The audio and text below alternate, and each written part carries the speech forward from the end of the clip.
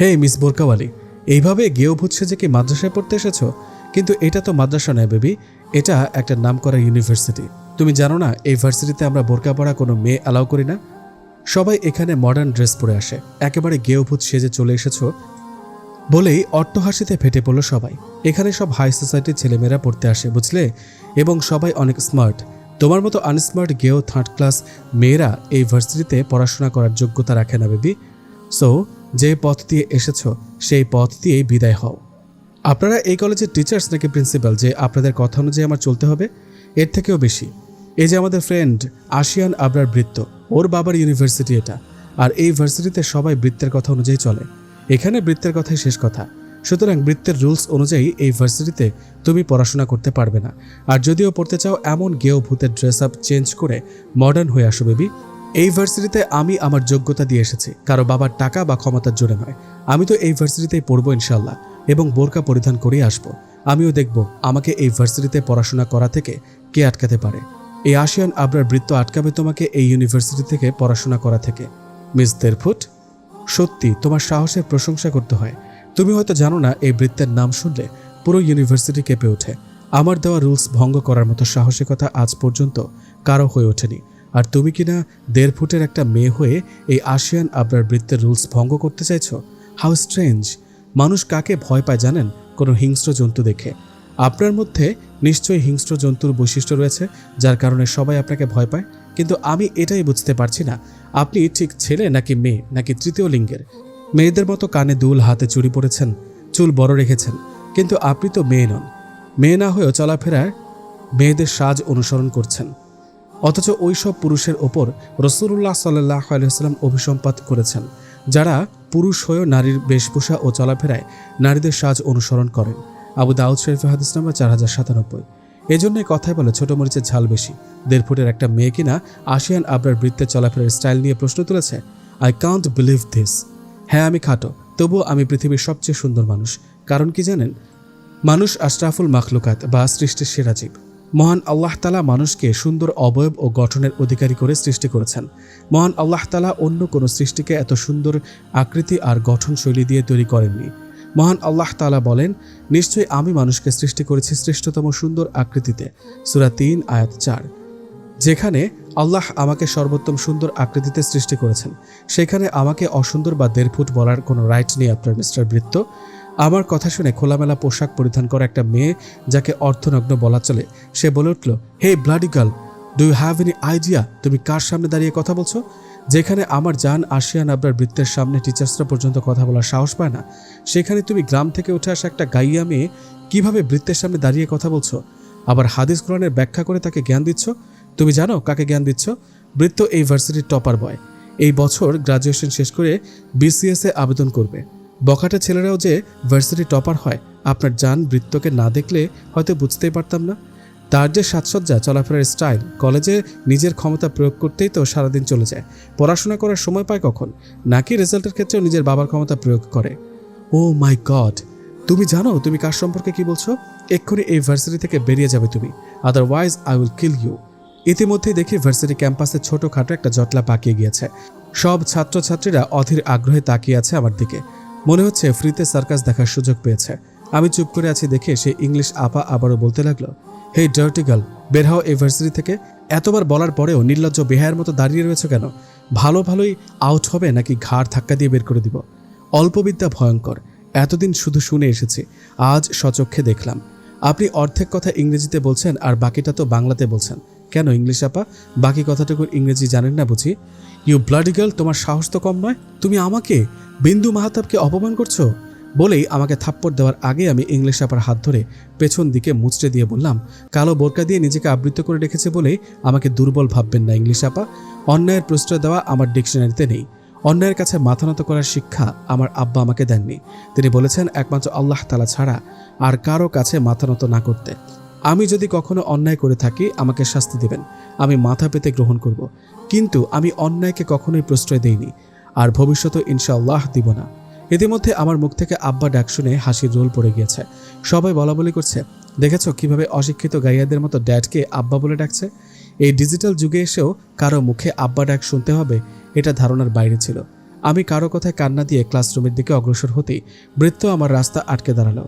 আমার রাস্তা আটকানো দেখে বৃত্তের গ্যাং থেকে শ্যাম বর্ণের একটা ছেলে বলে উঠল, এই বৃত্ত, বাচ্চা মেয়েটাকে ছেড়ে দে না ইয়ার। সবার চলাফেরার স্টাইল তো আর একরকম নাও হতে পারে, সবাই তো মডার্ন হয় না, ও না হয় একটু অন্যরকম। তুই শুধু শুধু মেয়েটাকে হ্যারেস করছিস। আজ হঠাৎ তোর এই 1.5 ফুট মেয়ের জন্য দরদ উঠতে উঠলো কেন? Something is wrong. তুই যা ভেবেছিস সেরকম কিছু নয় বৃত্ত। দেখ অভি, তোর সাথে 5 বছরের বন্ধুত্ব আমার। আমি চাই না একটা গাইয়া 1.5 ফুট মেয়ের জন্য আমাদের সেই সম্পর্ক নষ্ট হোক। তুই দেখছিস না এই 1.5 ফুট মেয়ের তেজ কত, সিনিয়রদের সাথে কিভাবে কথা বলছে, আর তুই আমার বন্ধু হয়ে ওই গাইয়া 1.5 ফুট মেয়ের পক্ষ নিয়ে কথা বলছিস।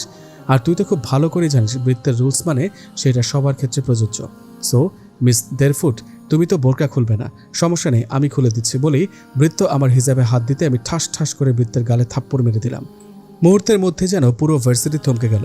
দূর থেকে ফিসফিস আওয়াজে ছাত্রছাত্রীরা বলাবলি করছে, এই মেয়ের সাহস তো কম নয়। যেখানে আমরা সিনিয়র হয়েও আজ পর্যন্ত বৃত্তের চোখের দিকে তাকিয়ে কথা বলতে পারলাম না, আর এই মেয়ে ভার্সিটিতে প্রবেশ করে মালিকের ছেলের গালে থাপ্পড় দিয়ে দিল। আহারে বেচারা মেয়েটার জন্য আফসোস হচ্ছে। বৃত্তকে আমরা খুব ভালো করে চিনি, ওর যে রাগ আর ক্ষমতা। মেয়েটা হয়তো যে হাত দিয়ে ওকে থাপ্পড় দিয়েছে, বৃত্ত ওর সেই হাতটা কেটে নিল। মেয়েটার ভাগ্যই খারাপ। ভার্সিটিতে প্রথম দিন এসে ঝামেলা জড়িয়ে গেল। বৃত্তের দিকে তাকিয়ে মনে হচ্ছে ও কোনো হিংস্র জন্তু, চোখ দিয়ে যেন আগুন বের হচ্ছে। আমাকে চুপ থাকতে দেখে বৃত্ত বলল, ছোট মরিচের ঝাল হয় জানতাম, কিন্তু এত পরিমাণে ঝাল থাকে তা জানা ছিল না। যেখানে আজ পর্যন্ত আমার মম ড্যাড আমার গায়ে হাত তোলেনি, সেখানে তুমি আমাকে ভার্সিটির সবার সামনে থাপ্পড় মেরে দিলে। তুমি নিজেও জানো না বৃত্তের সাথে লাগতে এসে নিজের কত বড় সর্বনাশ ডেকে আনলে। সাপের লেজে পা দিয়েছ, ছবল তো তোমাকে খেতেই হবে মিস 1.5 ফুট। সাপের 20 দাঁত কীভাবে ভেঙে ফেলতে হয় সেটাও আমার খুব ভালো করে জানা আছে মিস্টার বৃত্ত। আপনাকে যত দেখছি ততই অবাক হচ্ছি। আপনার মধ্যে ন্যূনতম লজ্জাবোধটুকুও নেই। পর্দা নারীর সৌন্দর্য, পর্দা নারীর অহংকার, আর আপনি সেই পর্দার অপমান করে আবার বড় মুখে কথা বলছেন। থাপ্পড় দিয়েছি, বেশ করেছি, আপনি যেটার যোগ্য সেটাই পেয়েছেন। ইসলামে পর্দা করার গুরুত্ব কতখানি জানেন আপনি? আপনার মতো বখাটের জানার কথাও নয়। আল্লাহ বলেন, হে নবী, আপনি আপনার স্ত্রীগণকে, কন্যাগণকে ও মুমিনদের নারীগণকে বলুন তারা যেন তাদের চাদরের কিয়দাংশ নিজেদের উপর টেনে নেয়। এতে তাদের চেনা সহজ হবে, ফলে তাদের উত্ত্যক্ত করা হবে না। আল্লাহ ক্ষমাশীল, পরম দয়ালু। সূরা আহজাব আয়াত 59। রাসূলুল্লাহ সাল্লাল্লাহু আলাইহি ওয়াসাল্লাম ইরশাদ করেছেন, 2 শ্রেণীর জাহান্নামীদের এখনও আমি দেখিনি, কারণ তারা এখন নেই, ভবিষ্যতে আত্মপ্রকাশ করবে। এক শ্রেণী হচ্ছে ওই সকল মানুষ যাদের হাতে ষাঁড়ের লেজের মতো চাবুক থাকবে, যা দিয়ে তারা মানুষকে প্রহার করবে। দ্বিতীয় শ্রেণী হচ্ছে ওই সকল নারী যারা হবে পোশাক পরিহিতা, নগ্ন, আকৃষ্ট ও আকৃষ্টকারী। তাদের মাথা হবে উটের হেলানো কুঁজের ন্যায়। এরা জান্নাতে যাবে না এবং জান্নাতের খুশবুও পাবে না, অথচ জান্নাতের খুশবু তো এত এত দূর থেকেও পাওয়া যাবে। মুসলিম শরীফে হাদিস নাম্বার 2128। এই হাদিসে বেপর্দা নারীদের প্রতি কঠিন হুঁশিয়ারি শোনানো হয়েছে। সুতরাং তাদের মৃত্যুর আগেই তওবা করে পর্দার বিধানের দিকে ফিরে আসা কর্তব্য। তুমি আবারও আমার জান বৃত্তকে হাদিসের জ্ঞান দিচ্ছ? তোমাকে আজ আমি মেরেই ফেলবো, জাস্ট ওয়েট অ্যান্ড ওয়াচ। তোমার এমন হাল করবো তুমি ভাবতেও পারবে না। আমার জানের গায়ে হাত, এত জান করছেন তো আপনার জানকে বাইরে রেখেছেন কেন? নিজের কলিজার মধ্যে ঢুকিয়ে রাখুন ইংলিশ আপা। বেয়াদব মেয়ে, আবারও আমার মুখে মুখে কথা বলছো। কথায় বলে না, বৃক্ষ তোমার নাম কি ফলে পরিচয়। নিজের দিকে একবার তাকিয়ে দেখুন। আপনার মতো অর্ধনগ্ন হয়ে ছেলেদের শরীর দেখিয়ে বেড়াচ্ছি না আমি, তাই আমাকে বেয়াদব, ব্লাডি গার্ল, ডার্টি গার্ল বলার আগে নিজের দিকে তাকিয়ে 10 বার ভেবে নেবেন। তুমি আর 1 মিনিটও এখানে থাকতে পারবে না বলেই ইংলিশ আপা আমার হাত ধরে টেনে নিয়ে যাওয়ার আগেই বৃত্ত বলল, স্টপ বিন্দু, তোর সাহস হলো কি করে মিস 1.5 ফুটের গায়ে হাত দেওয়ার? হ্যাভ ইউ গন ম্যাড বৃত্ত? এই মেয়েটা তোকে এক্ষুনি ইউনিভার্সিটির সব স্টুডেন্টদের সামনে থাপ্পড় দিল, আর এরই মধ্যে তুই মেয়েটার পক্ষ নিয়ে কথা বলছিস? নরম হাতে থাপ্পড় খেয়ে তোর স্মৃতিশক্তি লোপ পেয়ে গেল নাকি? না, মিস 1.5 ফুট আমার শিকার, ওর ব্যবস্থা স্বয়ং বৃত্ত করবে। শুধু তুই না, এই ভার্সিটির একটা ছেলে মেয়েও যেন মিস 1.5 ফুটের দিকে চোখ তুলে না তাকায়, আর তাকালে আমি তার চোখ তুলে নিতে 2 বার ভাববো না। কিন্তু মাইন্ড ইট বলেই বৃত্ত আমার দিকে গরম চোখ তাকিয়ে I will see you later বলে শীষ বাজাতে বাজাতে ক্যাম্পাসের বাইরে চলে গেল। আমি ক্লাস রুমে এসে দেখি সবাই আমাকে নিয়ে কানাঘুষা করছে। আমি রুমে প্রবেশ করতেই সবাই চুপচাপ হয়ে গেল। ক্যাম্পাসের সময় নষ্ট করার কারণে এসে দেখি প্রথম বেঞ্চ বাদে সব বেঞ্চ বুক হয়ে গিয়েছে। প্রথম বেঞ্চে কালো বর্ণের একটা মেয়ে একা বসে আছে। আমিও তার পাশে গিয়ে বসলাম। আমি বসতে মেয়েটা বলে উঠল, এ কি, তুমি আমার পাশে বসলে কেন? কেন, আমি বসলে কি তোমার কোনো সমস্যা হবে? আসলে আমার গায়ের রং কালো দেখে সবাই আমাকে ইগনোর করে চলে গিয়েছে, কেউ আমার পাশে বসেনি। কে বলেছে তুমি কালো? তুমি পৃথিবীর সবচেয়ে সুন্দর আকৃতির মেয়ে। আমি জানি তুমি আমার মন রাখতে মিথ্যা কথা বলছো। কালো মেয়ে নিয়ে যতই গল্প, কবিতা, নাটক, উপন্যাস লেখা হোক না কেন, বাস্তবে সবাই ফর্সা চামড়ার মেয়েকেই খোঁজে। যাই হোক, ফ্রেন্ড হবে আমার? তোমার মতো এত কিউট মেয়ের সাথে ফ্রেন্ডশিপ করব না, এটা কেমন কথা? আমি সিমরান মাহমুদ, তুমি? আমি দোয়া, মাইশাতুল দোয়া। অসাধারণ পরিবারের খুবই সাধারণ একটা মেয়ে আমি। আব্বা, আম্মা, আমার বোন মাইশাতুল ছোঁয়া, এদের নিয়ে আমার পরিবার। মধ্যবিত্ত পরিবার আমাদের। আমার আব্বা প্রাইমারি স্কুলে শিক্ষকতা করেন এবং একই সাথে একজন কৃষকও বলা যায়। মানে আমাদের নিজস্ব জমি চাষ করেন। সকালে ফজরের নামাজ আদায় করে জমিতে চলে যান। নিজের হাতেই ফসল বোনা থেকে শুরু করে নিয়ে আসা পর্যন্ত সবটাই করেন তিনি। তারপর আমি, আম্মা, বোন মিলে আনন্দের সাথে ফসল ঘরে তুলি। আব্বার মতে কোনো পেশাই ছোট নয়। আমিও চেয়েছিলাম ব্যাংকের জব করব, সেজন্যই হিসাব বিজ্ঞানে অনার্স করা। কিন্তু যখন জানতে পারলাম সুদি কারবার করে এমন ব্যাংকে চাকরি করা হারাম, তখন এই পথ থেকে সরে আসি। কারণ এতে গুনাহের কাজে সহযোগিতা করা হয়। কেননা আল্লাহ তাআলা বলেছেন, পাপ ও সীমা লঙ্ঘনের ব্যাপারে একে অন্যের সহায়তা করো না। সূরা মাইদা আয়াত 2। সহিহ হাদিসে বর্ণিত হয়েছে, জাবের রাদিয়াল্লাহু তাআলা আনহু হতে বর্ণিত, সুদ গ্রহীতা, সুদদাতা, সুদের লেখক ও সাক্ষীদ্বয়কে রাসূল সাল্লাল্লাহু আলাইহি ওয়াসাল্লাম অভিসম্পাত করেছেন এবং বলেছেন তারা সকলেই সমান গুনাহগার। সহিহ মুসলিম শরীফে হাদিস নাম্বার 1995। তবে যে সকল ইসলামী ব্যাংক সুদ মুক্তভাবে কার্যক্রম করে সে সকল ব্যাংকে কাজ করার দোষ নেই। আচ্ছা, বুঝলাম, কিন্তু তুমি আব্বুকে আব্বা ডাকো কেন? আসলে আব্বা ডাকার মধ্যে আমি যে শান্তি খুঁজে পাই, আব্বু বাবা এসব ডাকের মধ্যে তেমন শান্তি পাই না। আমরা দুজনেই গল্প করছি, এরই মধ্যে মধ্যবয়স্ক একটা লোক ক্লাসরুমে প্রবেশ করলো। হয়তো আমাদের ডিপার্টমেন্টেরই দপ্তর হবে। তিনি এসে সকলের উদ্দেশ্যে বলল, তোমাদের মধ্যে মাইশাতুল দোয়াকে? তাকে প্রিন্সিপাল স্যার ডেকেছেন। দোয়া কথাটা আমার কানে বাজতে লাগলো। প্রিন্সিপাল স্যার আমাকে ডেকেছেন, তার মানে কি সত্যি এই ভার্সিটিতে আমার পড়াশোনা হবে না? অন্যায়ের কাছে হেরে যাব আমি?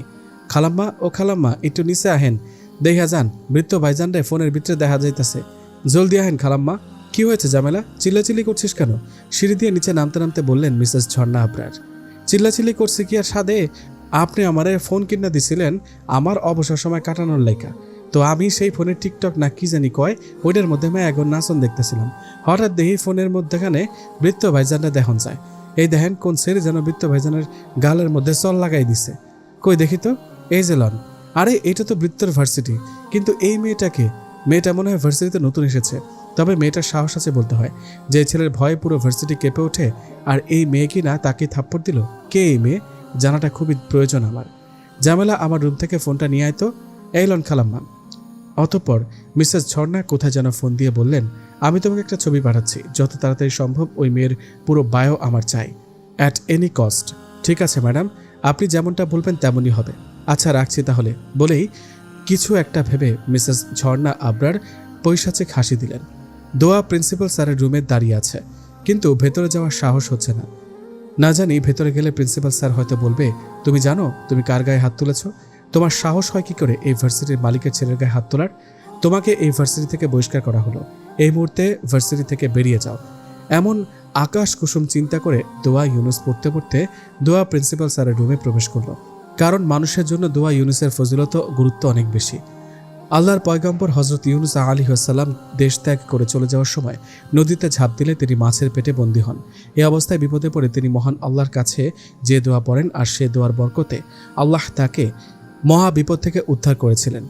সেটাই হচ্ছে দোয়া ইউনুস, আর তা হলো লা ইলাহা ইল্লা আনতা সুবহানাকা ইন্নী কুনতু মিনাজ জালিমিন।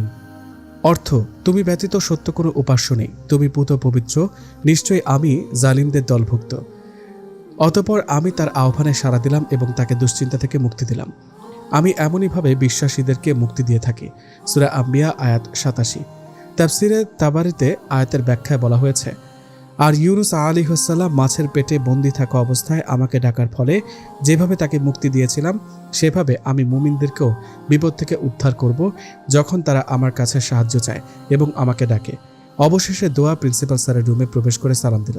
আসসালামু আলাইকুম স্যার, ভেতরে আসতে পারি? Sure, come in. আমাকে ডেকেছেন স্যার? হ্যাঁ, সিট ডাউন। স্যার, আমাকে কি এই ভার্সিটি থেকে বের করে দিবেন?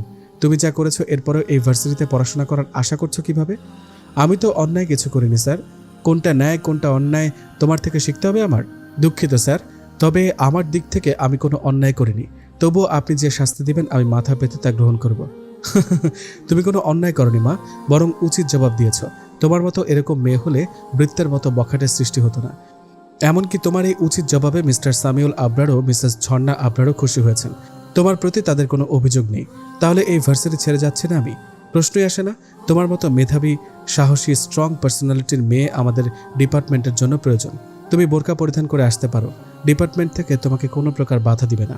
ইনফ্যাক্ট আমাদের ভার্সিটিতে এমন কোনো রুলস নেই যে কেউ বোরকা পরিধান করে আসতে পারবে না।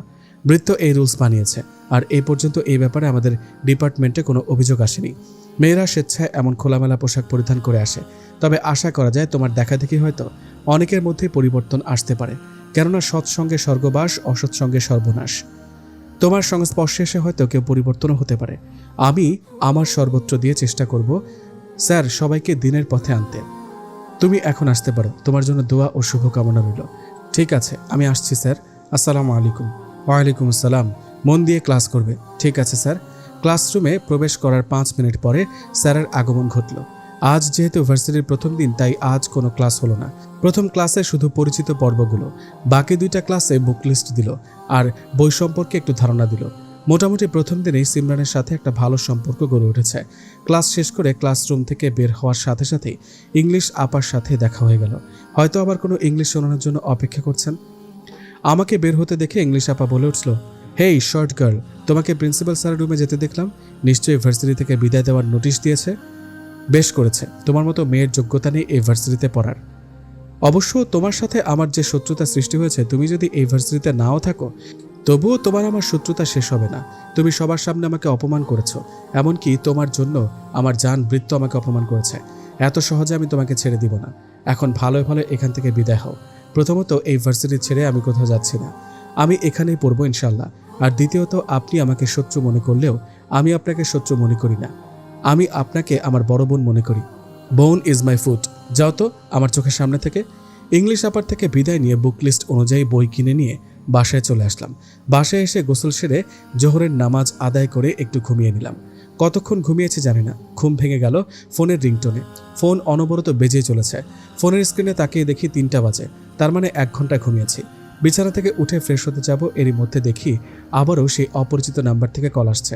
10 বার কল দেওয়ার পরও যখন কল রিসিভ করেনি, তখন টুং করে একটা মেসেজ আসলো।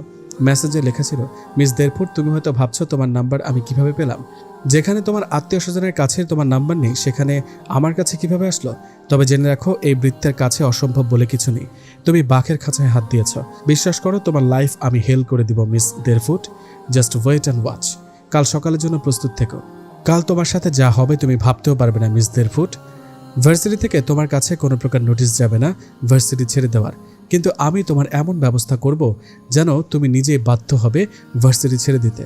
এতে সাপও মরবে আর লাঠিও ভাঙবে না।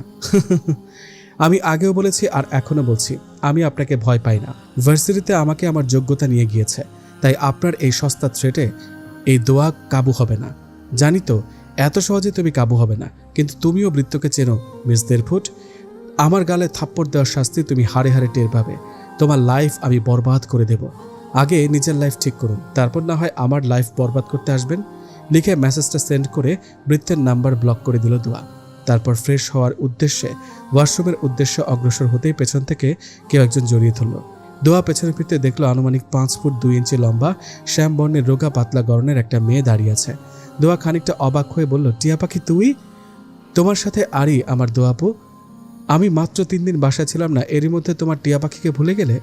দোয়া সামনে থাকা মেয়েটাকে জড়িয়ে ধরে বলল, কে বলেছে আমি আমার টিয়া পাখিকে ভুলে গিয়েছি? আমি খুব মিস করেছি আমার টিয়া পাখিকে। আব্বা, আম্মা আর তুই ছাড়া আমার কে আছে বল? তুই আমার কলিজার এক অংশ। এই পিচ্চি টিয়া পাখিকে তোর দোয়াপু খুব ভালোবাসে। আমি জানি তুমি আমাকে কতটা ভালোবাসো। মায়ের পরে আমার দ্বিতীয় ভালোবাসা তুমি। আমি অনেক ভাগ্যবতী, কারণ আল্লাহ তোমার মতো একটা বড় বোন দিয়েছেন। এজন্য আল্লাহর দরবারে লাখ লাখ শুকরিয়া। তুমি আমার জীবনের একটা অবিচ্ছেদ্য অংশ। তোমাকে ছেড়ে থাকার কথা আমি ভাবতেও পারি না। জানো আপু, এই 3 দিন আমার কাছে 3 যুগের মতো মনে হয়েছে। তোমার বিয়ে হয়ে গেলে আমি কিভাবে থাকবো এটা ভেবে আমার কান্না পায়। নো টেনশন, ডু ফুর্তি। 2 বোন 2 ভাই দেখে বিয়ে করব। তারপর বোন থেকে হয়ে যাব যা। 2 বোন মিলে চুটিয়ে সংসার করব। 2 বোন মিলে কি গল্প করা হচ্ছে শুনি? প্লেটে খাবার নিয়ে রুমে প্রবেশ করে বললেন মিসেস শাহিনা বেগম, কিছু না আম্মা, তুই কি আমাকে একটু শান্তিতে থাকতে দিবি না দোয়া? এত বড় মেয়ে যাকে কিনা আজ বিয়ে দিলে কাল বাচ্চার মা হয়ে যাবে, তাকে আমার প্রতি ওয়াক্তে খাবার খাওয়ানোর জন্য বকাঝকা করা লাগে। আসলে আম্মা কি হয়েছে জানেন, ভার্সিটি থেকে এসে ক্লান্ত লাগছিল বলে নামাজ পড়ে না খেয়ে ঘুমিয়ে পড়েছিলাম। আমার পেটে তুই ছিলি, তোর পেটে আমি ছিলাম না দোয়া। আমি খুব ভালো করে জানি আমি হাত দিয়ে না খাইয়ে দেওয়া পর্যন্ত আমার মেয়ের পেটে ভাত যাবে না। আপনি জানেন আমার নিজের হাতে আমি খাই না, তবুও কেন খাবার আনতে এত দেরি করলেন আম্মা? আপনার হাতে না খেলে যে আমার পেট ভরে না আম্মা। বিয়ে হলে কি করবি? তখন তো খাইয়ে দেওয়ার জন্য আমি থাকবো না। আচ্ছা আম্মা, আমি কি আপনাদের বোঝা হয়ে গিয়েছি? সবসময় বিয়ে বিয়ে করেন কেন? আপনাদেরকে ছেড়ে যাওয়ার কথা আমি ভাবতেও পারি না আম্মা। দেখো মা, বিয়ে একটা সামাজিক নিয়ম ও পারিবারিক বন্ধন। সমাজের নিয়মে একটা মেয়ে সারা জীবন তার বাবা মায়ের কাছে থাকে না, একদিন না একদিন তাকে বাবার বাড়ি ছেড়ে শ্বশুর বাড়ি যেতে হয়। অন্যদিকে ইসলামিক দৃষ্টিকোণ থেকে বিবাহের মাধ্যমে দিনের অর্ধেক পূর্ণ হয়। হাদিসে বর্ণিত হয়েছে, রাসূলুল্লাহ সাল্লাল্লাহু আলাইহি ওয়াসাল্লাম বলেছেন, বান্দা যখন বিবাহ করে তখন সে তার অর্ধেক দিন ঈমান পূর্ণ করে, অতএব বাকি অর্ধেকাংশে সে যেন আল্লাহকে ভয় করে। সহিহ আল জামিউস সাগীর। তাই বলে এত তাড়াতাড়ি আমার বিয়ে দিয়ে দিবেন আম্মা? বাদ দে তো এসব কথা, এখন তাড়াতাড়ি খেয়ে নে। এই ছোঁয়া, তুইও ফ্রেশ হয়ে নে, আয়, আমি দুজনকে একসাথে খাইয়ে দিচ্ছি। ঠিক আছে আম্মা। এদিকে বৃত্ত বাসায় এসে নিজের রুমে জিনিসপত্র ভাঙচুর করতে লাগলো। নিচ থেকে ঝর্ণা আবরার ভাঙচুরের শব্দ পেয়ে বৃত্তের রুমে ছুটে এসে দেখলেন বৃত্তের হাত কেটে রক্ত ঝরছে। হয়তো ড্রেসিং টেবিল ভাঙতে গিয়ে হাত কেটে গিয়েছে। বৃত্তকে এই অবস্থায় দেখে ঝর্ণা আবরারের কলিজা মোচড় দিয়ে উঠল। আজ ছেলের এই অবস্থার জন্য নিজেকে দায়ী মনে হচ্ছে তার। ছেলেটাকে যদি সে ছোটবেলা থেকে শাসন করার সুযোগ পেত, তাহলে আজ এই দিন দেখতে হতো না। কোনো বাবা মাই চায় না তার সন্তান খারাপ পথে যাক, কিন্তু কি আর করার, সে চাইলেও পারে না তার ছেলেটাকে শাসন করতে। তাই তো সবসময় আল্লাহর কাছে প্রার্থনা করে তার এই বখাটে ছেলের জীবনে এমন কেউ আসুক যেন যে তার ছেলের জীবনটা পরিবর্তন করে দিতে পারে, তাকে হেদায়েতের পথে ফিরিয়ে আনতে পারে। অবশেষে বৃত্তকে শান্ত করতে ঝর্ণা আবরার বৃত্তকে জড়িয়ে ধরে বললেন, বেটা শান্ত হও প্লিজ। তোমার এই অবস্থা দেখে মমের কষ্ট হচ্ছে তো? এ দেখো, মম কিন্তু কান্না করছে। মম, ওই 1.5 ফুটের মেয়ের সাহস হলো কি করে আমাকে ব্ল্যাক লিস্টে দেওয়ার? 1.5 ফুটের একটা মেয়ে ভার্সিটির সবার সামনে আমাকে থাপ্পড় দিয়ে চরম অন্যায় করেছে, এখন আবার আমার নাম্বার ব্লক লিস্টে রেখে দিল। ওর সাহস হলো কি করে? শান্ত হও বেটা, বাচ্চা মেয়ে বুঝতে পারেনি। তুমি ফ্রেশ হয়ে একটু বিশ্রাম নাও। ঠিক আছে মম, তুমি যাও এখন, আমাকে একটু একা থাকতে দাও। ওকে বেটা, বলে বৃত্তের কপালে একটা চুমু দিয়ে বেরিয়ে গেল মিসেস ঝর্ণা আবরার। এদিকে বৃত্ত কিছুতেই নিজেকে শান্ত করতে পারছে না, বারবার চোখের সামনে দোয়ার থাপ্পড় দেওয়ার দৃশ্য ভেসে উঠছে। বৃত্ত শুয়ে শুয়ে ভাবতে লাগলো কিভাবে 1.5 ফুটের তেজ কমানো যায়। পরক্ষণে কিছু একটা ভেবে পৈশাচিক খুশিতে মেতে উঠল বৃত্ত। ফজরের আজান শুনে ঘুম ভেঙে গেল দোয়ার। ছোঁয়াকে ডেকে তুলে দুই বোন ফ্রেশ হয়ে অজু করে এসে নামাজ পড়ে কিছুক্ষণ কোরআন তেলাওয়াত করলো। কিছুদিন পরে যেহেতু ছোঁয়ার এসএসসি পরীক্ষা, সেহেতু কোরআন তেলাওয়াত শেষ করে ছোঁয়া বই পড়তে গেল, আর দোয়া কিচেনে চলে গেল শাহিনা বেগমের রান্নার কাজে সাহায্য করার জন্য। দোয়া নাস্তা শেষ করে বোরকায় হিজাব পরিধান করে ভার্সিটি যাওয়ার উদ্দেশ্যে রওনা হবে। এমন সময় শাহিনা বেগম বললেন, দোয়া, বাসা থেকে বের হওয়ার সময় আয়াতুল কুরসি পড়ে বের হোস। আমার মনে আছে আম্মা, তবুও আপনি বাসা থেকে যখনই বের হই তখনই আয়াতুল কুরসি পাঠ করার কথা মনে করিয়ে দেন। আমি জানি আম্মা, আয়াতুল কুরসি পাঠ করার ফজিলত অনেক। আয়াতুল কুরসি পড়ে বাড়ি থেকে বের হলে 70,000 ফেরেশতা চতুর্দিক থেকে তাকে রক্ষা করে। এটি পড়ে বাড়িতে ঢুকলে বাড়িতে দারিদ্রতার প্রবেশ করতে পারে না। এটি পরে ঘুমালে সারা রাত একজন ফেরেশতা তাকে পাহারা দেন। ফরজ নামাজের পর পড়লে তার আর বেহেশতের মধ্যে একটি জিনিসই দূরত্ব থাকে, তা হলো মৃত্যু। এবং মৃত্যু আযাব এতই হালকা হয় যেন একটি পিঁপড়ার কামড়। অজুর পর পড়লে আল্লাহর নিকট 70 গুণ মর্যাদা বৃদ্ধি লাভ করে। আয়াতুল কুরসি ও উহার ফজিলত। আল্লাহু লা ইলাহা ইল্লা হুয়াল হাইয়ুল কাইয়্যুম লা তাখুযুহু সিনাতুন ওয়া লা নাওম লাহু মা ফিস সামাওয়াতি ওয়া মা ফিল আরদি মান যাল্লাযী ইয়াশফা'ু 'ইনদাহু ইল্লা বিইযনিহি ইয়া'লামু মা বাইনা আইদিহিম ওয়া মা খালফাহুম ওয়া লা ইউহীতুনা বিশাইইন মিন 'ইলমিহি ইল্লা বিমা শা'a ওয়াসি'a কুরসিয়ুহুস সামাওয়াতি ওয়াল আরদ ওয়া লা ইয়াউদুহু হিফযুহুমা ওয়া হুয়াল আলিয়্যুল আযীম। সূরা বাকারা আয়াত 255।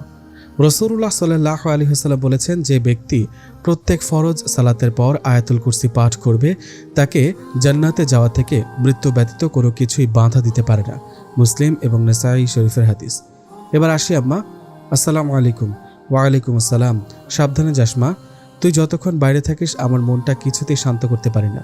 আপনি চিন্তা করবেন না আম্মা, আমার কিছু হবে না, আল্লাহ আছেন আমাকে রক্ষা করার জন্য। দোয়ার বাসা থেকে ভার্সিটি প্রায় 10 কিলোমিটার দূরে। অবশেষে প্রায় 1 ঘন্টা জার্নি শেষ করে দোয়া ভার্সিটিতে প্রবেশ করার সাথে সাথে দোয়ার সাথে অদ্ভুত এক কাণ্ড ঘটল, যা দোয়া ভাবতেও পারেনি, তবে আন্দাজ করতে পেরেছে কাজটা কে করতে পারে। দোয়া সামনে তাকিয়ে দেখল বৃত্ত ওর এই অবস্থা দেখে হেসে গড়াগড়ি খাচ্ছে। দোয়ার আর বুঝতে বাকি রইল না এটা আর কেউ নয়, স্বয়ং বৃত্তের কাজ। একটা মানুষ এতটা খারাপ হতে পারে কিভাবে, ভাবতেই দোয়ার বৃত্তের প্রতি ঘৃণা হতে লাগলো। মানুষটার মধ্যে ন্যূনতম মানবিকতা নেই। দোয়া এগিয়ে গিয়ে দ্বিতীয়বারের মতো বৃত্তের গালে ঠাস ঠাস করে থাপ্পড় দিয়ে বলল, আপনাকে শুধুমাত্র বখাটে ভেবেছিলাম, কিন্তু এখন দেখছি আপনি কোনো মানুষের কাতারেই পড়েন না। ছি, আপনাকে মানুষ ভাবতে আমার ঘৃণা হচ্ছে। কিন্তু আমি কি করেছি? আমার অপরাধ কোথায়? তুমি শুধু শুধু আবারও আমাকে থাপ্পড় দিলে মিস দেরফুট। আমাকে অকারণে দ্বিতীয়বার থাপ্পড় দিয়ে নিজের পায়ে নিজে কুরান মারলে তুমি। তোমার শাস্তির পাল্লা আরও ভারী করে দিলে মিস দেরফুট। তুমি ভাবতেও পারবে না এই আশিয়ান আবরার বৃত্ত তোমার কি হাল করবে। বাহ, এখন এমন ভাব করছেন যেন আপনি কিছুই জানেন না। অন্যায় করে আবার বড় মুখে কথা বলছেন। এতদিন শুনে এসেছি চোরের মায়ের বড় গলা, কিন্তু এখন দেখছি চোরের মায়ের নয়, বরং চোরের নিজেরই বড় গলা। Seriously I don't know. By the way, আমার থেকে দূরে সরে যাও। তোমার গা থেকে বিশ্রী পচা গন্ধ আসছে। চোরকে কখনো চুরি করে শিকার করতে দেখেছেন? ঠিক আছে, মেনে নিলাম আপনি কিছু জানেন না, কিন্তু আমি ভার্সিটিতে প্রবেশ করার সাথে সাথেই উপর থেকে আমার মাথায় পচা ডিম কে ছুঁড়ে দিল? আমি কিভাবে বলবো? আমি তো তোমার সামনে দাঁড়িয়েছিলাম মিস দেরফুট, আর আমি কেন তোমার উপর পচা ডিম ছুঁড়তে যাব? এতটা কাঁচা খেলোয়াড় আমি নই যে আমার অপমানের প্রতিশোধ আমি সামান্য পচা ডিম ছুঁড়ে নিব। আপনি নিজে না করলেও আপনার পাঁচাটা লোকদের দিয়ে করিয়েছেন। What do you mean by পাঁচাটা? আপনার দলের লোকেদের দিয়ে করিয়েছেন। আমি তো গতকালই বলে দিয়েছি তুমি আমার শিকার, আর আমার শিকারকে অন্যের হাতে দেওয়ার মতো মহৎ আমি নই মিস দেরফুট। মাইন্ড ইট বলেই বৃত্ত ক্যাম্পাসের বাইরে চলে গেল। পচা ডিমের গন্ধে দোয়ার নিজের কাছে অসহ্য লাগছে। ইতিমধ্যে মাথার উপর মাছি ভনভন করা শুরু করে দিয়েছে। কেউ কেউ আবার দোয়ার এই অবস্থা থেকে ইয়াক ইয়াক করে বমি করে দিয়েছে। দোয়া ভার্সিটিতে নতুন হওয়ার কারণে কিছুই চেনে না, বুঝতে পারছে না ওয়াশরুম কোন দিকে। এই অবস্থায় কাউকে জিজ্ঞেসও করতে পারছে না। সব মিলিয়ে দোয়ার লজ্জায় অপমানে চোখ থেকে 2 ফোঁটা পানি গড়িয়ে পড়ল।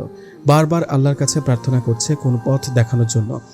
অবশেষে দোয়া ভাবল আজ আর ক্লাস করবে না। বাসার উদ্দেশ্যে পা বাড়ানোর আগেই সিমরান এসে বলল, এ কি দোয়া, তোমার এই অবস্থা কে করলো? আর কোথায় যাচ্ছিলে তুমি? আমি জানি না সিমরান, ভার্সিটিতে প্রবেশ করার সাথে সাথে উপর থেকে কেউ আমার মাথায় পচা ডিম ছুঁড়েছে।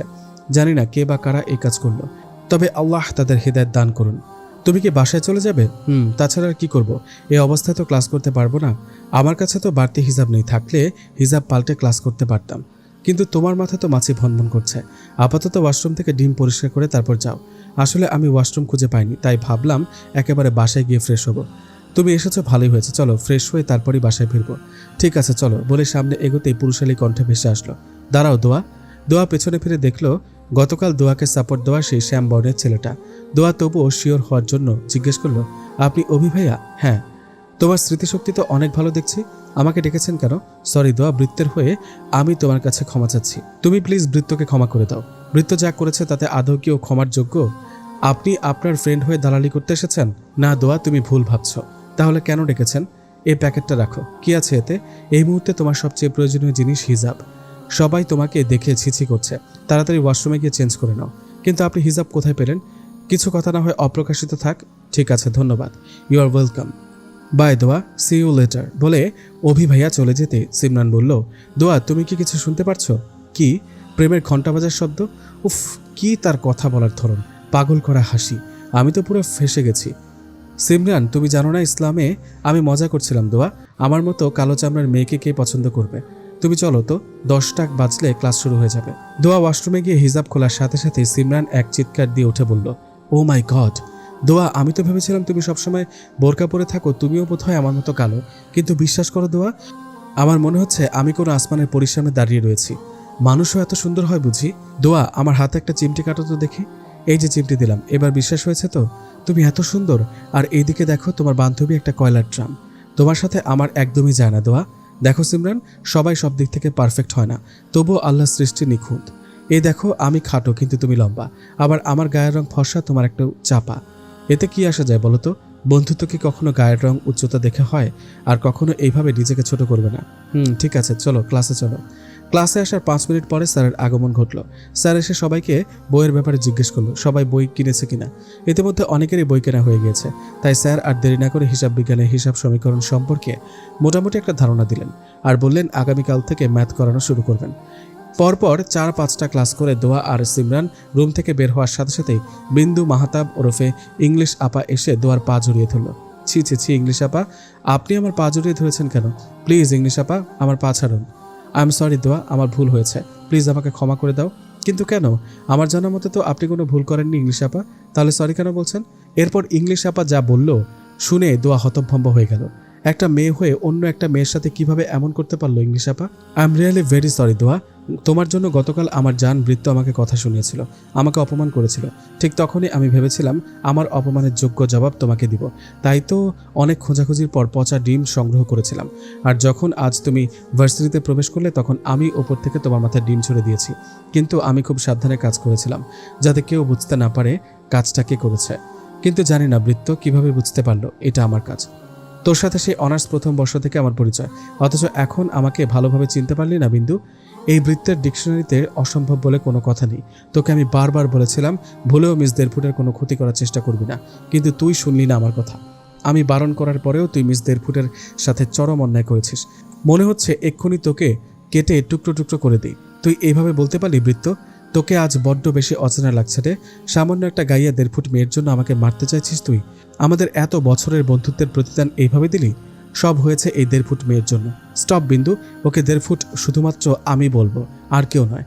আর তুই যা করেছিস এর জন্য আমি তোকে ক্ষমা করতে পারবো না বলেই বৃত্ত ক্যাম্পাসের বাইরে চলে গেল। আজ তোমার জন্য, শুধুমাত্র তোমার জন্য বৃত্ত আমাকে আবারও অপমান করলো। 3rd ক্লাস মেয়ে কোথাকার। তোমার সাথে যেদিন থেকে দেখা হয়েছে সেদিন থেকে আমার জান বৃত্ত আমাকে ইগনোর করছে, আমাকে অপমান করছে। তুমি এসে সবকিছু এলোমেলো করে দিলে। তোমাকে এত সহজে আমি ছেড়ে দিব না। ইংলিশ আপা তার ভাষণ শেষ করে যেতেই সিমরান বলল, তুমি কি কিছু ফিল করলে দোয়া? হ্যাঁ, শীতকাল ঠান্ডা ঠান্ডা ফিল করছি। আরে বোকা, ঠান্ডা ঠান্ডা ফিল করার কথা বলিনি তো প্রেম প্রেম ফিল। আমার মনে হয় বৃত্ত ভাইয়া তোমার হাতে থাপ্পড় খেয়ে ঠাস ঠাস করে তোমার প্রেমে পড়ে গিয়েছে, তোমাকে ভালোবেসে ফেলেছে। ওনার মতো মানুষ না কারো ভালোবাসা পাওয়ার যোগ্য, না কাউকে ভালোবাসার যোগ্য। এটাকে ভালোবাসা বলে না সিমরান, ভালো মানুষ সাজা বলে। তাহলে বৃত্ত ভাইয়া এত রিয়াক্ট কেন করলো? তবে ইংলিশ আপাকে উচিত শিক্ষা দিয়েছে। 2-4 ঘা দিলে আরও খুশি হতাম। ওই যে বললাম ভালো মানুষ সাজতে। আচ্ছা বাদ দাও ওদের কথা। দোয়া, আমার অনেক ক্ষুধা লেগেছে, চলো দুজনে ক্যান্টিনে গিয়ে কিছু খেয়ে আসি। ঠিক আছে চলো, তবে আমি বাইরের কিছু খাই না, তুমি একাই খেও। তাহলে আমি আর খাবো না, একা একা খেতে ভালো লাগে না। তুমি বরং চলো, একেবারে বাসায় গিয়ে ফ্রেশ হয়ে খেয়ে নিব। ঠিক আছে, আল্লাহ হাফেজ, সাবধানে যেও। Same to you. By the way, তোমার ফোন নাম্বারটাই তো নেওয়া হলো না। বান্ধবী হিসেবে আমি কি ফোন নাম্বার পেতে পারি? অবশ্যই, এই নাও। ধন্যবাদ দোয়া, বাসায় পৌঁছে ফোন দিব কেমন? ওকে। দোয়া বাসায় ফিরতেই ছোঁয়া এসে জড়িয়ে ধরল। কি হলো টিয়া পাখি, এতক্ষণে আসার সময় হলো তোমার? আরে বাবা, আমার ক্লাস শেষ তো, তারপর না আসবো। তুমি বাসায় না থাকলে বাসা একদম ফাঁকা ফাঁকা লাগে, খুব মিস করি তোমাকে, গাল ফুলিয়ে বলল ছোঁয়া। আমিও মিস করি তো। আচ্ছা টিয়া পাখি, বাসায় আজকে ভালো মন্দ রান্না হয়েছে? এত ভালো ঘ্রাণ পাওয়া যাচ্ছে। আমি বাইরে থেকেও খাবারের ঘ্রাণ পেয়েছি। কি জানি আম্মা কি রান্না করছে। আমাকে আজ কিচেনে যেতেও দেয়নি, হয়তো স্পেশাল কিছু রান্না করছে। কেন, কেউ আসবে নাকি? আপু, তুমি ভুলে গিয়েছো আব্বুকে স্কুল থেকে ট্রেনিংয়ের জন্য পাঠানো হয়েছিল।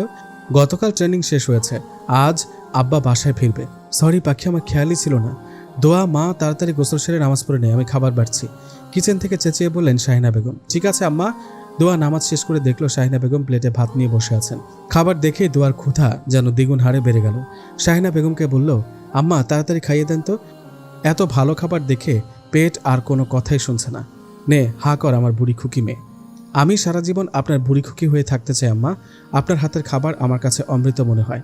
প্রত্যেকটা আইটেম সুস্বাদু হয়েছে, বিশেষ করে এই পায়েসটা। বলতো কিসের পায়েস খেলি? লাউয়ের। জি না, তুই যে সারা জীবন মূলা দেখে নাক সিটকাতি, আজ সেই মূলার পায়েস খেয়ে অমৃতের স্বাদ পেলি। আপনি কি বলছেন আম্মা? মূলার পায়েসও এত সুস্বাদু হয়? কিভাবে রান্না করেছেন আম্মা? আমাকে একটু শিখিয়ে দেবেন। আমরা লাউয়ের পায়েস যেভাবে রান্না করি সেমভাবে মূলার পায়েস রান্না করতে হয়, শুধু লাউয়ের পরিবর্তে মূলা দিতে হয়। তুইও শিখে রাখ, তোর শ্বশুরবাড়িতে গেলে রান্না করে খাওয়াবি। আমার সত্যিই বিশ্বাস হচ্ছে না, মূলার পায়েসও এত মজা লাগে। খেয়েই তো বুঝতে পারলি। বৃত্ত বাসায় ফিরে ঝর্ণা আবরারকে দেখতে না পেয়ে জামেলাকে জিজ্ঞেস করলো, বুয়া মম কোথায়? মমকে দেখছি না যে। মুই তো কইবার পারব না ভাইজান, মুই ফোনের মধ্যে মাইয়াগো নাচন দেখতেছিলাম। তোমার তো সারাদিন শুধু ওই এক কাজ, ফোনের মধ্যে মাইয়াগোর নাচন দেখা। আজকেই তোমার নাচ দেখা বন্ধ করার ব্যবস্থা করছি। কি করবেন ভাইজান? ওয়াইফাই লাইন কি সারে দিবেন? দিলে দেন গা, মই ফোনে এমবি ঢুকাইয়া তারপর আবার মাইয়াগো নাচুন দেখবানি। তোমার সাথে কথা বলাই বেকার, যত সব ফালতু লোক বলেই বৃত্ত ঝর্ণা আবরারকে ডাকতে ডাকতে তার রুমে গিয়ে দেখলো ঝর্ণা আবরার একটা ছবি নিয়ে বসে বসে চোখের পানি ফেলছে। বৃত্ত গিয়ে তাকে পেছন থেকে জড়িয়ে ধরে বলল, মম তুমি আবারও মামুনির কথা ভেবে চোখের পানি ফেলছো? আমরা কম তো খুঁজিনি তাকে বলো, কিন্তু প্রতিবার ফলাফল শূন্য হয়েছে। মামুনির কোনো সন্ধান মেলেনি। তুমি আর কত মামুনির জন্য এভাবে কষ্ট পাবে বলো তো? কি করব বেটা, সে যে আমার কলিজার একটা অংশ ছিল। আমি চাইলেও যে ভুলতে পারি না। তার সাথে 10 বছর একসাথে চলেছি, একসাথে বড় হয়েছি, কত শত স্মৃতি জড়িয়ে রয়েছে তোমার মামুনির সাথে। এত সহজে কি ভোলা যায়? আমার ছোট একটা ভুলের জন্য আজ 20 বছর আমি তাকে হারিয়েছি। জানি না ও কোথায় আছে, কেমন আছে। আমি জানি তুমি মামুনিকে কতটা ভালোবাসো।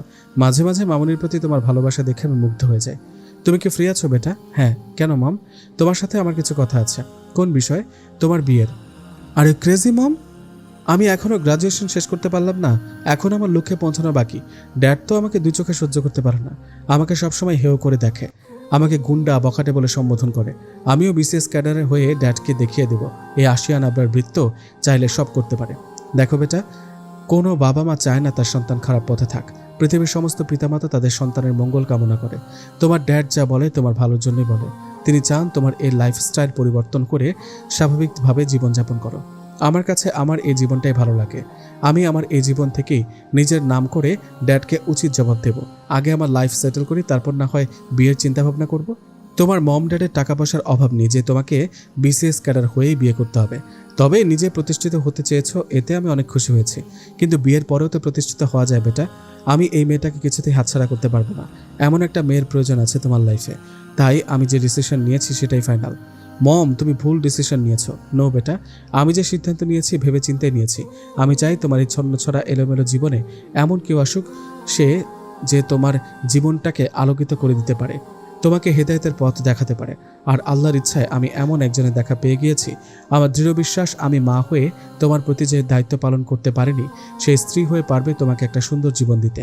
কিন্তু মম, তুমি তো বলতে মামুনির মেয়েকে তোমার ছেলের বউ করে আনতে চাও।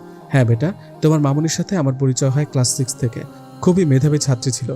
ক্লাসের প্রথম দিনে তার সাথে আমার বন্ধুত্ব গড়ে ওঠে। আস্তে আস্তে আমাদের বন্ধুত্বের সম্পর্ক বোনের সম্পর্কে রূপ নেয়। আর বোনের সম্পর্কটা চিরস্থায়ী করার জন্য দুজনে বেআইন হওয়ার প্রতিজ্ঞা করি।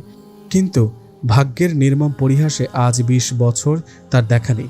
জানি না আদৌ সে বেঁচে আছে কিনা, আর বেঁচে থাকলে আদৌ কন্যা সন্তানের জননী হয়েছে কিনা।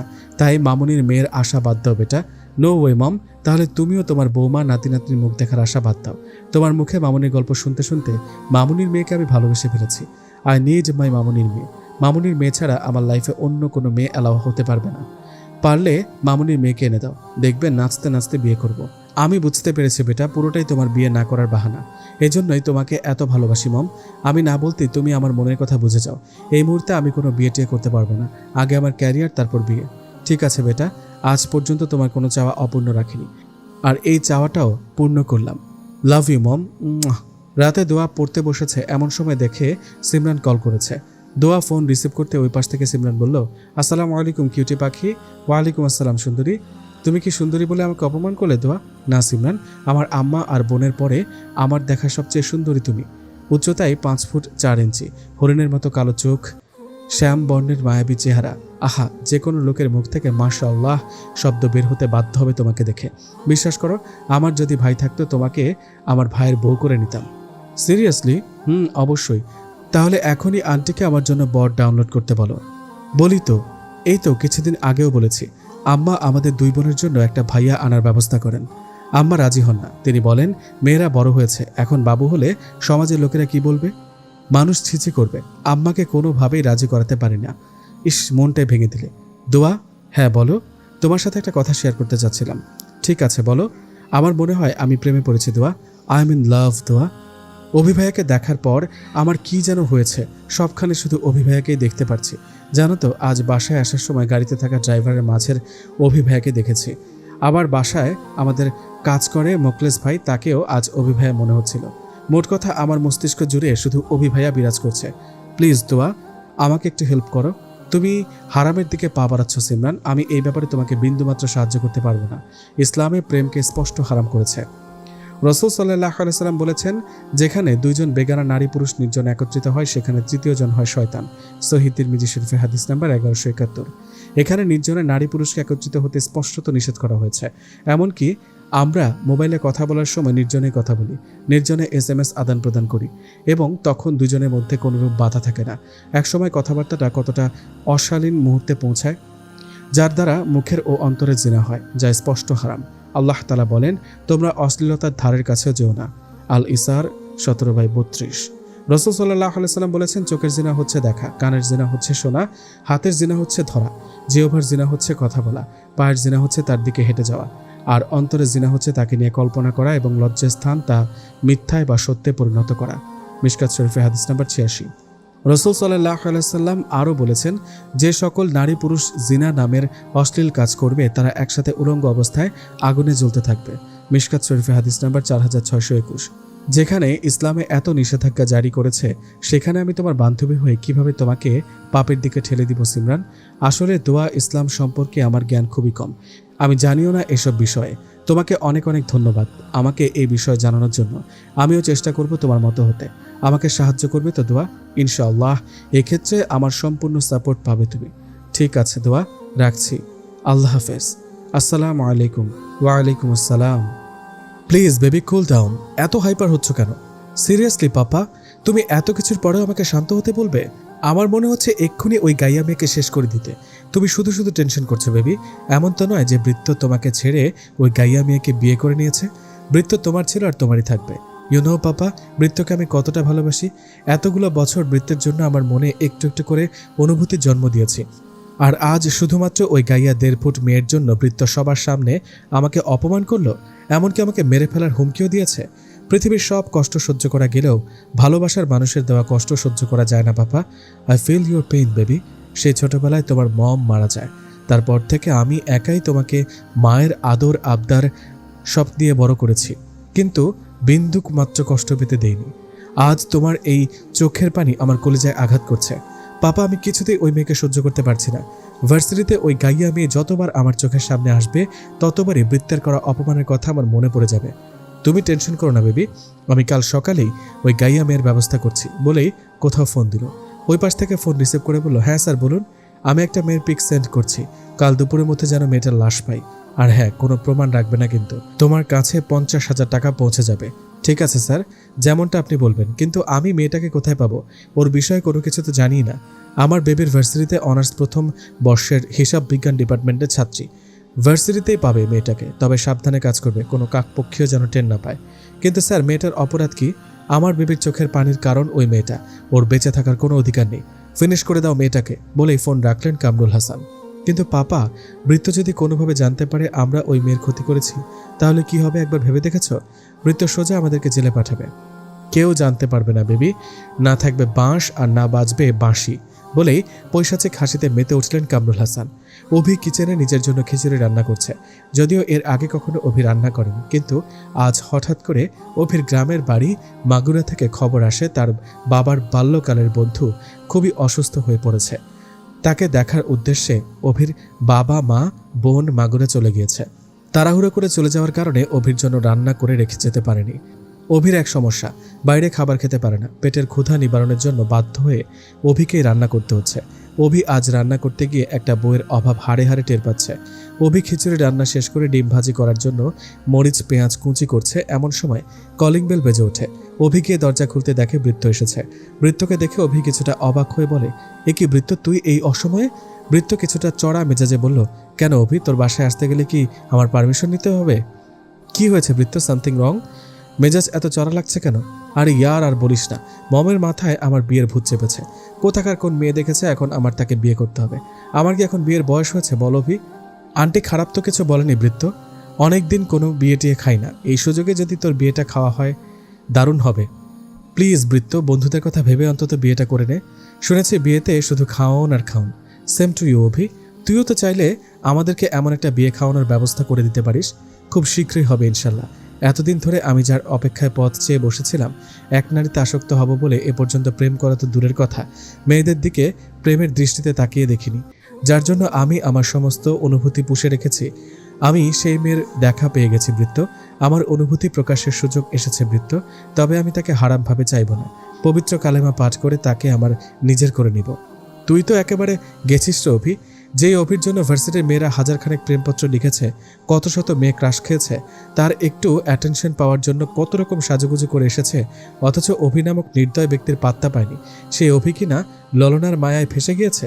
I can't believe this. বলা নেই কওয়া নেই হুট করে প্রেমে পড়ে গেলি অভি। প্রেম ভালোবাসা কখনো বলে কই আসে না বৃত্ত, হুট করেই হয়ে যায়। তুই যখন কাউকে মন থেকে ভালোবাসবি তখন বুঝতেও পারবি না কখন কোথায় কিভাবে তাকে ভালোবেসে ফেলবি। দেখবি তাকে ছাড়া জীবনটা লবণ ছাড়া তরকারির মতো মনে হবে। বাবা, এ তো দেখি বোবার মুখে বুলি ফুটেছে। তো জানতে পারি কি কে সেই ললনা যে কিনা আমার নিরামিষ বন্ধুর মনে আমিষের সঞ্চার করে দিল?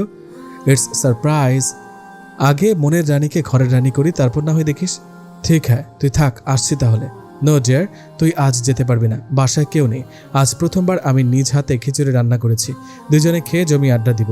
খিচুড়ি খাওয়ার উপযুক্ত হয়েছে তো, নাকি আজ উপোস থাকতে হবে জানি না কেমন হয়েছে, তবে এখন থেকে আমি রান্না শিখব আমার ঘরের রানীর জন্য, যাতে বিয়ের পর রানী সাহেবের সাথে কোনো কারণে অভিমান হলে তাকে হুটখাট রান্না করে সারপ্রাইজ দিতে পারি।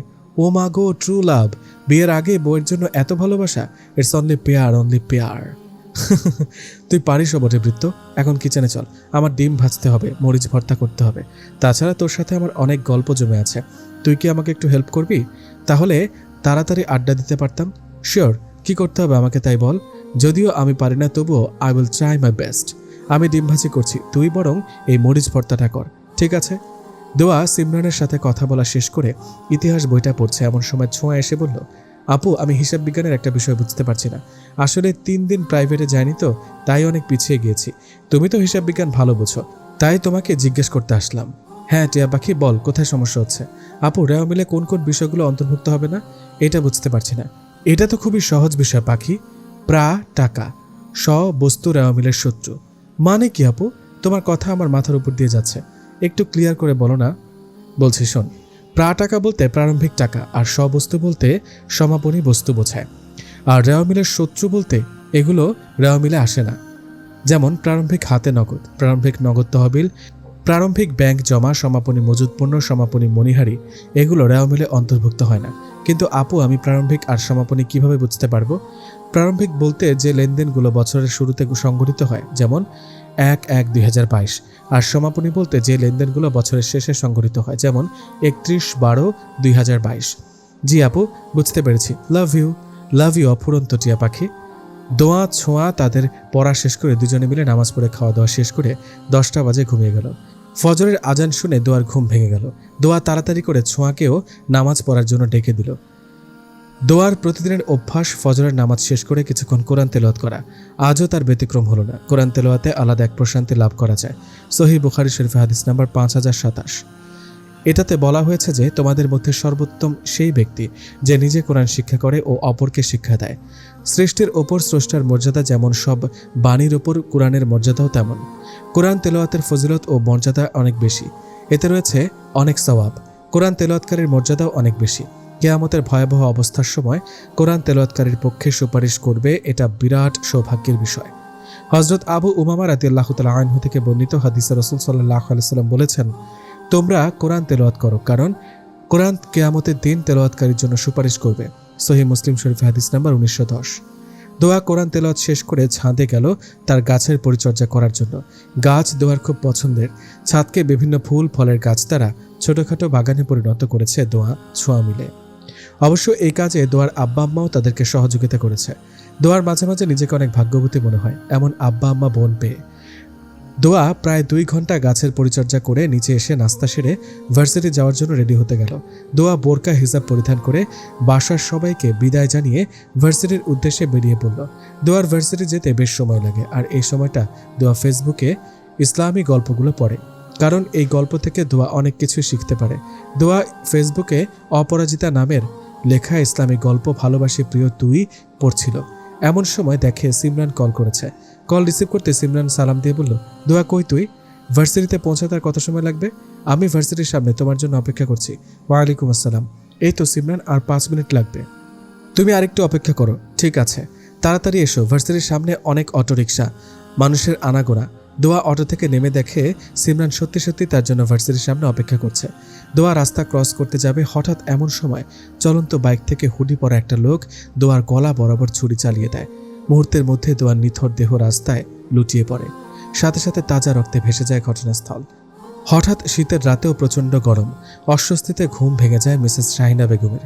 ঘুম ভাঙতেই তিনি যেন বোবা হয়ে গিয়েছেন, কোনো কথা বলতে পারছেন না, প্রচণ্ড গতিতে হাত পা কাঁপছে। এর মধ্যে শাহিনা বেগমের চিৎকার শুনে রবিউল ইসলামের ঘুম ভেঙে যায়। তিনি শাহিনা বেগমের এই অবস্থা দেখে জিজ্ঞেস করেন, কি হয়েছে শাহিনা, এইভাবে চিৎকার দিয়ে উঠলে কেন? কোনো খারাপ স্বপ্ন দেখেছ? রবিউল ইসলাম প্রশ্ন করে যাচ্ছেন, কিন্তু শাহিনা বেগম চাইলেও কোনো উত্তর দিতে পারছেন না। তার চোখ থেকে পানি পড়ছে। শাহিনা বেগমের থেকে কোনো রেসপন্স না পেয়ে রবিউল ইসলাম আবারও জিজ্ঞাসা করলেন, শাহিনা কিছুতে বলো, কি হয়েছে? তিনি টি টেবিল থেকে পানি নিয়ে শাহিনা বেগমের হাতে দিয়ে বললেন, এ নাও পানি খেয়ে একটু ইজি হয়ে বলো কি হয়েছে, খুব টেনশন হচ্ছে আমার। দোয়াকে নিয়ে খুবই খারাপ একটা স্বপ্ন দেখেছি, ভোরের স্বপ্ন নাকি সত্যি হয়, আমার মেয়েটার কিছু হবে না তো, বলে কান্না শুরু করলেন শাহিনা বেগম। দেখো শাহিনা, রাসূল সাল্লাল্লাহু আলাইহি সাল্লাম বলেছেন যে ভালো স্বপ্ন আল্লাহর পক্ষ থেকে হয় আর খারাপ স্বপ্ন শয়তানের পক্ষ থেকে হয়ে থাকে। সহিহ বুখারী শরীফের হাদিস নাম্বার 6984। রাসূল সাল্লাল্লাহু আলাইহি সাল্লাম বলেছেন, তোমাদের কেউ যখন এমন স্বপ্ন দেখল যা সে অপছন্দ করে, তখন সে যেন তার বাম দিকে 3 বার থুতু নিক্ষেপ করে, শয়তানের চক্রান্ত থেকে আল্লাহর কাছে 3 বার আশ্রয় প্রার্থনা করে, আউযু বিল্লাহি মিনাশ শাইতানির রাজিম বা সূরা আল ফালাক ও সূরা নাস পড়ে, স্বপ্নের অনিষ্ট থেকে আল্লাহর আশ্রয় প্রার্থনা করে, যে কাঁধে নিদ্রিত ছিল তা থেকে যেন পার্শ্ব পরিবর্তন করে ঘুমায়, আর কারো কাছে ওই স্বপ্নের কথা বলবে না, কেননা এভাবে করলে এই খারাপ স্বপ্ন তার কোনো ক্ষতি করতে পারবে না। আর যদি কোনো ভালো স্বপ্ন দেখে তাহলে সুসংবাদ প্রাপ্তিতে খুশি হবে, আর যাকে সে মহব্বত করে এমন লোক ছাড়া কারো কাছে ব্যক্ত করবে না। সহিহ মুসলিম শরীফের হাদিস নাম্বার 5707। তুমি মন খারাপ করো না শাহিনা, দোয়া আল্লাহর রহমতে ঠিক আছে, মায়ের মন আপনি বুঝবেন না। হ্যাঁ তাই তো, সব কিছু তুমি একাই বুঝতে পারো, তুমি তো দোয়ার মা, তাকে তুমি 10 মাস 10 দিন গর্ভে ধারণ করেছো, লালন পালন করেছো। আমি তো দোয়ার কেউ না, দোয়ার কিছু হলে আমার কোনো কষ্ট হয় না, সব কষ্ট তোমার একার হয়। আপনি একটু চুপ করুন স্যার, আমি আপনার ঘরের বউ, আপনার স্কুলের ছাত্রছাত্রী না। এজন্যই কথায় বলে পুরুষ মানুষ বোঝে কম, চিল্লায় বেশি। অনেক হয়েছে রানী সাহেবা, মেয়ে আমাদের দুজনের, ওকে? এবার চলো ফ্রেশ হয়ে নামাজ পড়ে আল্লাহর কাছে আমাদের মেয়ের জন্য দোয়া করি, সমস্ত বিপদ থেকে রক্ষা করার মালিক একমাত্র তিনি। চলেন। দোয়া ঘুম থেকে উঠে নামাজ পড়ে কিছুক্ষণ কোরআন তেলাওয়াত করে কিচেনে যেতেই শাহিনা বেগম দোয়াকে জড়িয়ে ধরে কান্না করে দেন। মনে হচ্ছে দোয়াকে দেখে তার কলিজা ঠান্ডা হয়েছে। এতে দোয়া কিছুটা হকচকিয়ে গিয়ে শাহিনা বেগমকে জিজ্ঞেস করে, আম্মা কি হয়েছে, আপনার কান্না করছেন কেন? কান্না করতে গেলেও কি তোদের বাপ বেটির অনুমতি নিয়ে তারপর আমার কান্না করতে হবে? আমার কান্না করতে মন চেয়েছে তাই করেছি। তুই কিচেনে আসছিস কেন? যা গিয়ে পড়তে বস। আম্মা আমি তো আপনার কাজে সাহায্য করতে এসেছিলাম, আপনি সবটা পারবেন একা হাতে করতে? তোর আব্বা আছে বাসায়, কোনো সমস্যা হলে তাকে ডেকে নিব, তুই যা। ঠিক আছে আম্মা। সেলিম দেওয়ান পেশায় একজন ছোটখাটো কিলার, অর্থাৎ টাকার বিনিময়ে ছোটখাটো খুন করা। যদিও আগে সে এই পেশায় ছিল না, কিন্তু এই সমাজ তাকে বাধ্য করেছে এই পেশা বেছে নিতে। এই তো গতকাল রাতেও তার বেশ মোটা অঙ্কের টাকার ডিল হয়েছে, বিনিময়ে একটা মেয়েকে লাশ বানিয়ে দিতে হবে।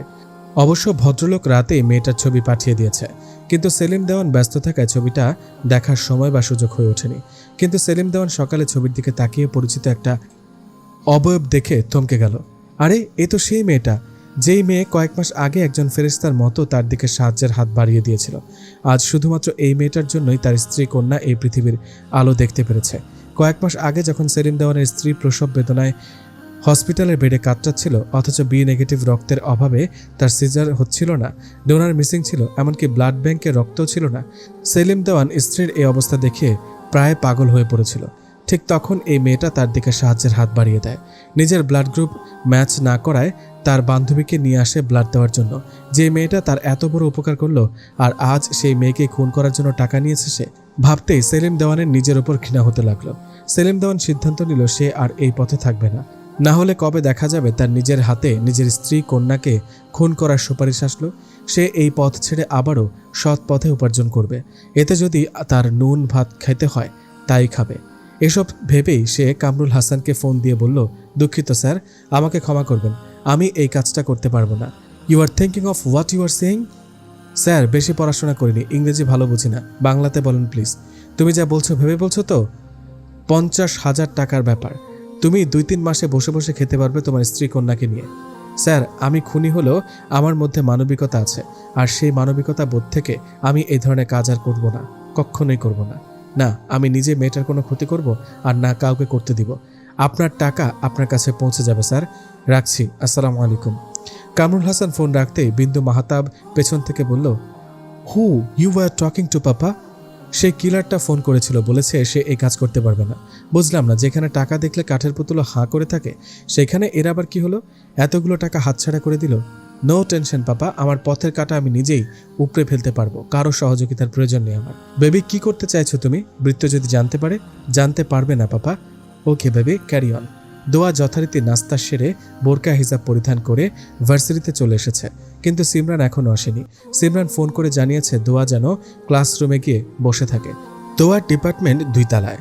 দোয়া 2 তলায় আসতেই হঠাৎ করে ফ্লোরে পিচ্ছিল জাতীয় কিছুর উপর পা লেগে পড়ে যেতেই কোনো এক বলিষ্ঠ হাতের বাঁধনে আটকা পড়ে গেল। দোয়া হাতের অধিকারী মানুষটাকে দেখতে সামনে তাকিয়ে অবাক হয়ে যায়। দোয়া তার সামনে থাকা মানুষটাকে কখনো এখানে আশা করেনি। দোয়া অনেক বেশি অবাক হয়ে জিজ্ঞেস করলো, ইংলিশ আপা, আপনি এখানে? Yes I am. কিন্তু আপনি তো আমাকে শত্রু মনে করেন, আর শত্রুকে কেন পড়ে যাওয়ার হাত থেকে বাঁচাতে সাহায্য করলেন? বিন্দু কিছু বলতে যাবে তার আগে বৃত্ত এসে বলল, কাম অন বিন্দু, এতদিন তোকে আমার বন্ধু মনে করে এসেছি, কিন্তু আজ তুই আমার শত্রুর মতো কাজ করলি। ইউ ট্রাস্ট মি বৃত্ত? I don't know what I did. হ্যাঁ, তুই জানিস না, কিন্তু না জেনেই আজ আমার শত্রুকে সাহায্য করেছিস। তোর কথা আমি কিছুই বুঝতে পারছি না, একটু ক্লিয়ার করে বল বৃত্ত। তাছাড়া আমি আমার ভুল বুঝতে পেরেছি বৃত্ত। আমি ডিসাইড করেছি ওই গাইয়া মেয়ে, উপস সরি, দোয়ার কাছে ক্ষমা চাইব। পরক্ষণে ইংলিশ আপা মনে মনে বলল, তুই কি ভেবেছিস আমি ওই গাইয়া মেয়েকে ক্ষমা করে দিব? নো ওয়ে বৃত্ত। আমি এইভাবে লোক দেখানো সাহায্য করে তোর মনে আমার প্রতি বিশ্বাস স্থাপন করব, যাতে ওর কোনো ক্ষতি করলে আমাকে তুই ভুলেও সন্দেহ করতে না পারিস। তারপর ওই 1.5 ফুটের মেয়েকে এমন শিক্ষা দিব যা ও কল্পনা করতে পারবে না। ফ্লোরে এই পিচ্ছিল জাতীয় মেডিসিন আর কেউ নয়, আমি ফেলে রেখেছি ওই 1.5 ফুটকে শাস্তি দেওয়ার জন্য। আজ যদি মিস 1.5 ফুট এখানে স্লিপ খেয়ে পড়ে যেত, নিশ্চিত কোমর ভেঙে বিছানায় শুয়ে থাকতো। তাহলে আমার ভার্সিটিতে এসে এই 1.5 ফুট মেয়েটাকে চোখের সামনে দেখতে হতো না। এই মেয়েটাকে আমি যতবারই দেখি ততবারই আমার ওর দেওয়া থাপ্পড়ের কথা মনে পড়ে যায়, আর তখনই আমার ভেতরের আগুন জ্বলতে থাকে। ইদানিং তুই হিসাব বিজ্ঞানের ম্যাথ হয়ে গিয়েছিস, আমি চাইলেও তোকে বুঝতে পারি না বৃত্ত। তুই ঠিক কি করতে চাইছিস আমাকে একটু বলবি? এই তো সেদিন ওই গাইয়া মেয়েটার মাথায় ডিম ছুঁড়েছিলাম বলে আমাকে যা নয় তাই বলে অপমান করলি, এমনকি আমাকে মেরে ফেলারও হুমকি দিলি। আজ আবার নিজেই ওর কোমর ভেঙে ঘরে বসিয়ে রাখার প্ল্যান করলি। দোয়া এতক্ষণ নীরব দর্শকের মতো দাঁড়িয়ে সবটা শুনছিল। দোয়া ভাবতেও পারেনি বৃত্ত এইরকম কিছু করবে।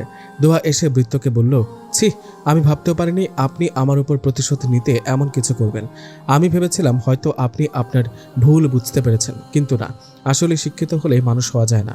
মানুষ হতে গেলে তার ভেতরে মনুষ্যত্ব বোধ থাকা লাগে, কিন্তু আপনার ভেতরে কোনো মনুষ্যত্ব বোধ নেই। তোমার সাথে একটু ভালো ব্যবহার করেছিলাম বলে তুমি ভেবেছ আমি আমার অপমানের কথা ভুলে গিয়েছি? No way miss 1.5 foot. তোমার দেওয়া থাপ্পড়ের কথা মনে পড়লে প্রতিনিয়ত আমার ভেতরের হিংস্রতা বৃদ্ধি পায়। সেই থাপ্পড়ের ভিডিও দেখে আগে যারা আমাকে দেখে ভয়ে কাঁপতো, তারা এখন আমাকে দেখে হাসাহাসি করে। তখন মনে হয় কি জানো, তোমাকে জাস্ট পুঁতে দিই। কিন্তু না, তোমাকে মেরে দিলে গল্পটা তো জমবে না, তোমাকে আমি তিলে তিলে মারবো। একটা প্রবাদ আছে জানেন? যদিও আমি আপনাদের মতো এত ইংরেজি জানি না, তবুও যাকে ইংরেজিতে বলে বার্কিং ডগ সেলডম বাইটস, আর বাংলাতে বলে যত গর্জে তত বর্ষে না। আপনার অবস্থাও হয়েছে সেরকম, তবে আপনার মধ্যে যথেষ্ট শিক্ষার অভাব রয়েছে। আমার তো আফসোস হয় সেই মায়ের প্রতি, যে আপনার মতো সন্তানকে গর্ভে ধারণ করেছিল। কেমন মা তিনি, যিনি তার সন্তানকে সঠিকভাবে শিক্ষা দিতে পারেনি? ইউ ব্লাডি গার্ল, তোমার সাহস হয় কি করে আমার মমের সম্পর্কে বলার? বলে দোয়াকে থাপ্পড় মারার জন্য হাত ওঠাতেই অভি এসে বৃত্তের হাত ধরে ফেলে বলে, পাগল হয়ে গেছিস তুই বৃত্ত? হ্যাঁ, আমি পাগল হয়ে গেছি অভি। এই 1.5 ফুটের মেয়ে শুধু আমাকে অপমান করেই ক্ষান্ত হয়নি, এখন আবার আমার মমের শিক্ষা নিয়ে প্রশ্ন তুলেছে। কি হচ্ছে এখানে? রাগান্বিত স্বরে প্রশ্ন করলেন প্রিন্সিপাল স্যার। আর বৃত্ত, তুমি নিশ্চয়ই আবার কোনো ঝামেলা শুরু করেছো। দেখো বৃত্ত, তুমি হতে পারো মালিকের ছেলে, তাই বলে এই ভার্সিটিতে এসে যা খুশি তাই করতে পারবে না। তোমার বাবা সামিউল আবরার আমাকে কল করে জানিয়েছেন, তুমি যদি ভার্সিটিতে এসে আর কোনো প্রকার ঝামেলা করো, তোমাকে যেন সোজা আমি পুলিশে দিয়ে দিই। আর নেক্সট টাইম আমি তাই করব, মাইন্ড ইট। আর হ্যাঁ, কিছুদিন পরে তোমার অনার্স ফাইনাল পরীক্ষা, তাই এখন আর ইউনিভার্সিটিতে এসে বখাটেপাড়া না করে পড়াশোনাতে মনোযোগী হও, নিজেকে সংশোধন করে নাও। এতেও তোমার ও তোমার পরিবারের ভালো হবে। আর দোয়া, তুমিও ক্লাসে যাও, এক্ষুনি তোমাদের ইতিহাস ক্লাস শুরু হবে। জি স্যার। দোয়া ক্লাসে প্রবেশ করার 5 মিনিট পরে সিমরান এসে দোয়াকে হাগ করে বলল, গুড মর্নিং দোয়া। 10টা বাজে আর এখন তুমি গুড মর্নিং বলছো? দোয়া, তুমি তো গ্রামে থাকো, তাই তোমাদের কাছে সকাল মানেই 6টা থেকে 7টা, কিন্তু শহরে 10টায়ও সকাল হয় না। অবশ্য চাকরিজীবীদের কথা আলাদা, যারা বেকার ঘুরে বেড়ায় হয়তো তারা এখনো ঘুমিয়ে আছে। কিন্তু যে যাই বলুক, আমার গ্রামের পরিবেশ খুব ভালো লাগে। আমি তো ভেবেছি পরীক্ষা শেষ করে তোমাদের গ্রামে ঘুরতে যাব। নেবে তো আমাকে তোমাদের গ্রাম দেখাতে? ইনশাআল্লাহ খুব শীঘ্রই নিয়ে যাব। ধন্যবাদ দোয়া, লাভ ইউ অফুরন্ত। কিছুক্ষণের মধ্যেই ক্লাসে ইতিহাস ম্যাম প্রবেশ করলো। আজ ম্যাথের টিচার না থাকায় 3টা ক্লাস হলো। দোয়া ক্লাস শেষ করে ক্লাসরুম থেকে বের হতেই ইংলিশ আপা এসে বলল, জানো দোয়া, এই পৃথিবীতে আমার আপন বলতে শুধু পাপা আছে। আমি খুব ছোট থাকতে আমার মম মারা যায়। তোমার মতো একটা বোনের খুব আফসোস করি আমি। তুমি কি আমার বোন হবে দোয়া? দোয়া, আমি জানি তুমি আমাকে বিশ্বাস করতে পারছো না, আর বিশ্বাস করবে বা কিভাবে? আমি যে তোমার সাথে অনেক অন্যায় করেছি, বড় বোন মনে করে কি আমাকে ক্ষমা করে দেওয়া যায় না দোয়া? দোয়া কিছু বলার আগে সিমরান দোয়াকে একটু সাইডে নিয়ে গিয়ে বলল, দোয়া, এই ইংলিশ আপাকে আমার মোটেও সুবিধার মনে হচ্ছে না। এসব ওর নাটক, তুমি ওর মিষ্টি কথায় চিরাভিজিও না। দেখ সিমরান, ক্ষমা করা মহৎ গুণ। ক্ষমা মানুষকে শুদ্ধ করে, পরিশোধিত করে, আলোকিত করে। রসুল সাল্লাল্লাহু আলাইহি ওয়াসাল্লাম বলেছেন, যে প্রতিশোধের শক্তি থাকার সত্ত্বেও ক্ষমা করে দেয়, সে আমার নিকট সবচেয়ে প্রিয়। তার মানে তুমি ইংলিশ আপাকে ক্ষমা করে দিবে? হ্যাঁ, একটা সুযোগ দেওয়াই যায়। ঠিক আছে দোয়া, তুমি যা ভালো মনে করো। দোয়া গিয়ে ইংলিশ আপাকে বলল, আপনার প্রতি অভিযোগ নেই আমার, আমি আপনাকে ক্ষমা করে দিলাম। ইংলিশ আপা দোয়াকে জড়িয়ে ধরে বলল, ধন্যবাদ দোয়া, তুমি আসলে অনেক বড় মনের মেয়ে। এরপর ইংলিশ আপা মনে মনে বলল, তোমার এই ভালো মানসিকতাই তোমার জীবনের কাল হয়ে দাঁড়াবে দোয়া। দোয়া বাসার সামনে এসে দেখলো অনেকগুলো অপরিচিত জুতা। মনে হচ্ছে বাসায় কোনো আত্মীয় এসেছে। দোয়া কলিং বেল দিতে ছোঁয়া এসে দরজা খুলে দিল। টিয়া পাখি, বাসায় কেউ এসেছে নাকি? বাইরে অনেকগুলো অপরিচিত জুতা দেখলাম। হ্যাঁ আপু, তোমাকে দেখতে এসেছে। মানে কি?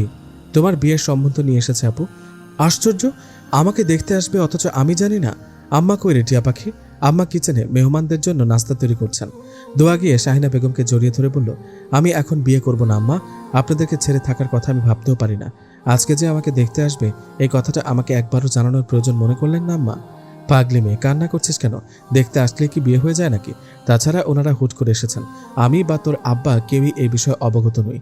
তোর ফুপু রেহানা শিকদার এনাদের নিয়ে এসেছেন মাগুরা থেকে। তোর ফুপুর দুঃসম্পর্কের আত্মীয় হয়। তুই তো জানিসই তোর ফুপু আমাদের পছন্দ করেন না। আমাদের চলাফেরা লাইফস্টাইল তার পছন্দ নয়।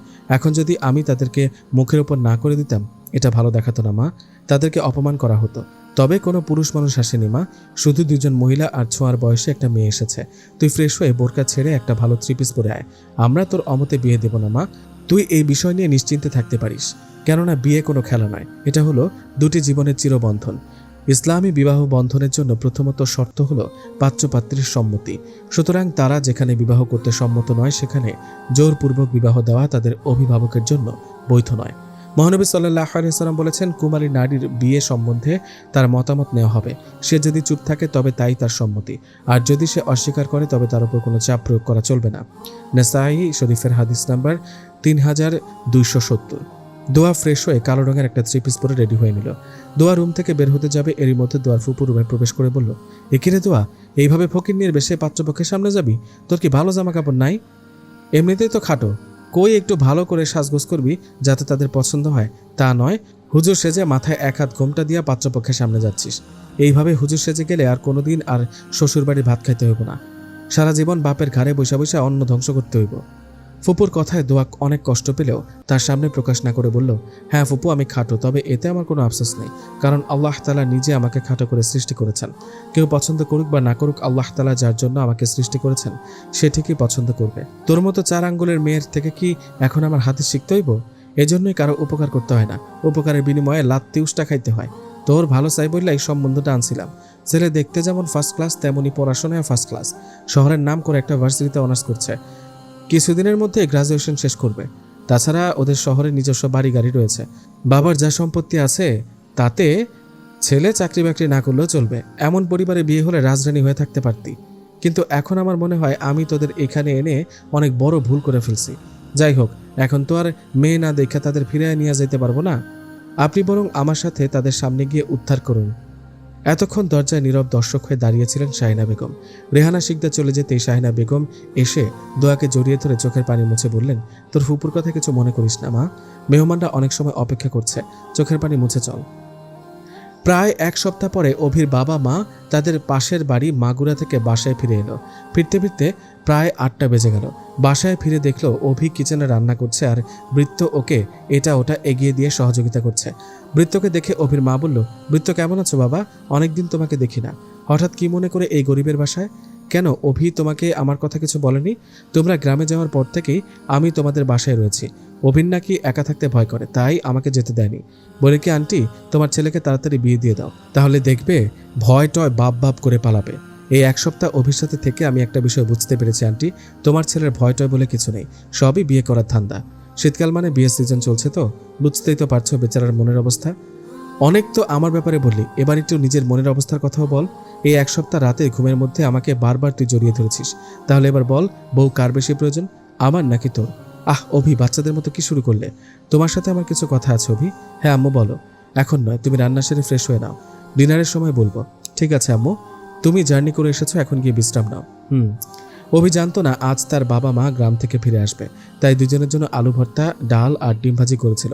এখন আবার নতুন করে রাইস কুকারে ভাত বসিয়ে দিয়ে গ্যাসের চুলায় মাছ আর মাংস বসিয়ে দিল। প্রায় 1.5 ঘন্টা পরে অভি রান্না শেষ করে ফ্রেশ হতে গেল। অভি ফ্রেশ হয়ে এসে দেখলো সবাই তার জন্য অপেক্ষা করছে। খাওয়ার এক পর্যায়ে অভি বলল, আম্মু তুমি কি যেন বলতে চেয়েছিলে? তোমার বিয়ের ব্যাপারে বলতে চেয়েছিলাম। আমার বিয়ে মানে? তুমি কি বৃত্তের কথা সিরিয়াসলি নিলে? বৃত্ত মজা করেছে আম্মু, আমি তোমার জন্য মেয়ে দেখে এসেছি। মেয়ে মাশাল্লাহ, মনে হচ্ছিল যেন কোনো জান্নাতি হুর দেখেছি। আমার তাকে খুবই পছন্দ হয়েছে। তোমার যদি কোনো আপত্তি না থাকে তাহলে আমি এই ব্যাপারে আগাতে পারি। আমি এই বিয়ে করতে পারবো না আম্মু, কারণ জানতে পারি? আমি একটা মেয়েকে পছন্দ করি আম্মু। পছন্দ করি বললে ভুল হবে, ইনফ্যাক্ট তাকে ভালোবাসি। আমি বিয়ে করলে তাকেই করব। ঠিক আছে, তবে এই মেয়েটাকে একবার দেখো। আমি শিওর এই মেয়েকে দেখার পর অন্য কোনো মেয়ের চিন্তা তোমার মাথাতে আসবে না। আমি দেখতে চাই না আম্মু, তুমি অনেক বড় ভুল করলে অভি। এই মেয়ে তোমার জীবনসঙ্গী হলে তোমার জীবনটাই পাল্টে যেত। আমি এখন তাদেরকে কি জবাব দিব বলো তো? তাদের কাছে আমার কোনো মুখ থাকলো বলো তো? আমি যাকে ভালোবেসেছি তাকে আমার জীবনসঙ্গী করতে পারলে আমি নিজেকে ধন্য মনে করব, আর আমি শিওর তোমাদেরও তাকে পছন্দ হবে। রাতে খাওয়া দাওয়া শেষ করে দোয়া বিছানা রেডি করছে, এমন সময় দোয়ার ফোনে রেহানা শিকদারের কল আসে। দোয়া কল রিসিভ করে সালাম দিতে ওই পাশ থেকে ঝাঁঝালো কণ্ঠে ভেসে আসলো, খুব তো মুখে পটর পটর করেছিলি, কিন্তু কি হলো? ছেলেপক্ষ না করে দিয়েছে। সারা জীবন আমার ভাইয়ের ঘাড়ে বসে বসে অন্ন ধ্বংস কর। আমিও দেখতে চাই কোন ম্যাজিস্ট্রেট আসে তোকে বিয়ে করতে। ফুপু, বেয়াদবি মাফ করবেন, আমি আমার আব্বার ইনকাম খাচ্ছি। আপনি তো আমাদের এক পয়সা দিয়েও সাহায্য করেন না, আর আল্লাহ রহমতে আমাদের কারো সাহায্যের প্রয়োজনও নেই। তাহলে আপনি কেন বেশি কথা বলেন? 4 আঙ্গুলের মেয়ের মুখের বুলি দেখতো। ক্যান্সে মরতে গেছিলাম তোদের বাড়ি বলেই ফোন কেটে দিলেন রেহানা শিকদার। এই আপু, কার সাথে কথা বলেছিলে? ফুপু ফোন দিয়েছিল। কি বলল? পাত্রপক্ষ না করে দিয়েছেন। আলহামদুলিল্লাহ, আল্লাহ যা করেন বান্দার ভালোর জন্যই করেন। তুই ঠিক বলেছিস টিয়া পাখি, অনেক রাত হয়েছে, চল ঘুমোতে হবে। Good night, have a nice dream with me. পাগলি মেয়ে। সময় বহমান, সময় তার আপন গতিতে বইতে থাকে। দেখতে দেখতে শীতের দরজায় বসন্ত এসে কড়া নাড়ছে। প্রকৃতি যখন তার দক্ষিণ দুয়ার খুলে দেয়, বইতে শুরু করে দক্ষিণ হাওয়া। মধুর অমৃত বাণী শোনা যায় কোকিলের কণ্ঠে। রঙের উচ্ছ্বাস জাগে অশোক, পলাশ, শিমুলে। বেরিয়ে আসে শীতের খোলসে ঢুকে থাকা কৃষ্ণচূড়া, রাধাচূড়া, আর এসব ফুলে ফুলে ভ্রমর করে খেলা। তখনই যেন প্রবল বিক্রমে আগমন ঘটে রাজাধিরাজের, ঋতুরাজ বসন্তের, আর তাকে স্বাগত জানাতে প্রকৃতি নেয় এক বর্ণিল সাজ। গাছে গাছে নতুন নতুন পাতা, নতুন ফুলের সমারোহ। অবশ্য ফুল যদি নাও ফোটে, বসন্তের আগমনধ্বনি কোনোভাবেই চাপা দেওয়া যায় না, কারণ কবি যে বলেই দিয়েছেন, ফুল ফুটুক আর নাই ফুটুক, আজ বসন্ত। হ্যাঁ, আজ বসন্ত। প্রতি বছর নাকি এই দিনে ভার্সিটিতে সাংস্কৃতিক অনুষ্ঠানের আয়োজন করা হয়। এবছরও তার ব্যতিক্রম হয়নি। বসন্ত উৎসবকে কেন্দ্র করে এবারও ভার্সিটিতে সাংস্কৃতিক অনুষ্ঠানের আয়োজন করা হয়েছে। পুরো ভার্সিটি সেজে উঠেছে নতুন সাজে, সেই সাথে সেজেছে ভার্সিটির সকল ছাত্রছাত্রীরা। আজ তাদের সাজসজ্জায় বাঙালি সাজের কিছু চিরচেনা বৈশিষ্ট্য লক্ষ্য করা যাচ্ছে, যা বসন্তের অন্যতম অংশ। এসব বৈশিষ্ট্যের মধ্যে রয়েছে মেয়েদের বাসন্তী রঙের শাড়ি, চোখে গাঢ় কাজল, হাতে রেশমি চুড়ি, কপালে কালো টিপ আর খোঁপায় গোজা রঙিন ফুলের মালা। আর ছেলেরা সেজেছে হলুদ পাঞ্জাবিতে। সেই সাথে রয়েছে গ্রাম বাংলার ঐতিহ্যবাহী পিঠাপুলি উৎসব। সব মিলিয়ে ভার্সিটিতে একটা উৎসব মুখর পরিবেশ সৃষ্টি হয়েছে। দোয়া ভার্সিটিতে প্রবেশ করার সাথে সাথে সব ছাত্রছাত্রীরা তাকে দেখে হাসাহাসি শুরু করেছে, কারণ দোয়া অন্যদের মতো শাড়ি চুরি পরে আসেনি। সে প্রতিদিনের মতো আজও বোরকা পরিধান করে এসেছে। দোয়াকে দেখে ইংলিশ আপা বলল, হ্যাভ ইউ গন ম্যাড দোয়া? তোমাকে আমরা সবাই বারবার করে বললাম শাড়ি বা থ্রি পিস পরে আসবে, কিন্তু তুমি আজও সেই গাইয়া ভূত সেজে আসলে। একটা দিনেরই তো ব্যাপার, একদিন বোরকা ছাড়া আসলে কি এমন ক্ষতি হতো তোমার? আমাদের কথার কোনো মূল্য নেই তোমার কাছে দোয়া?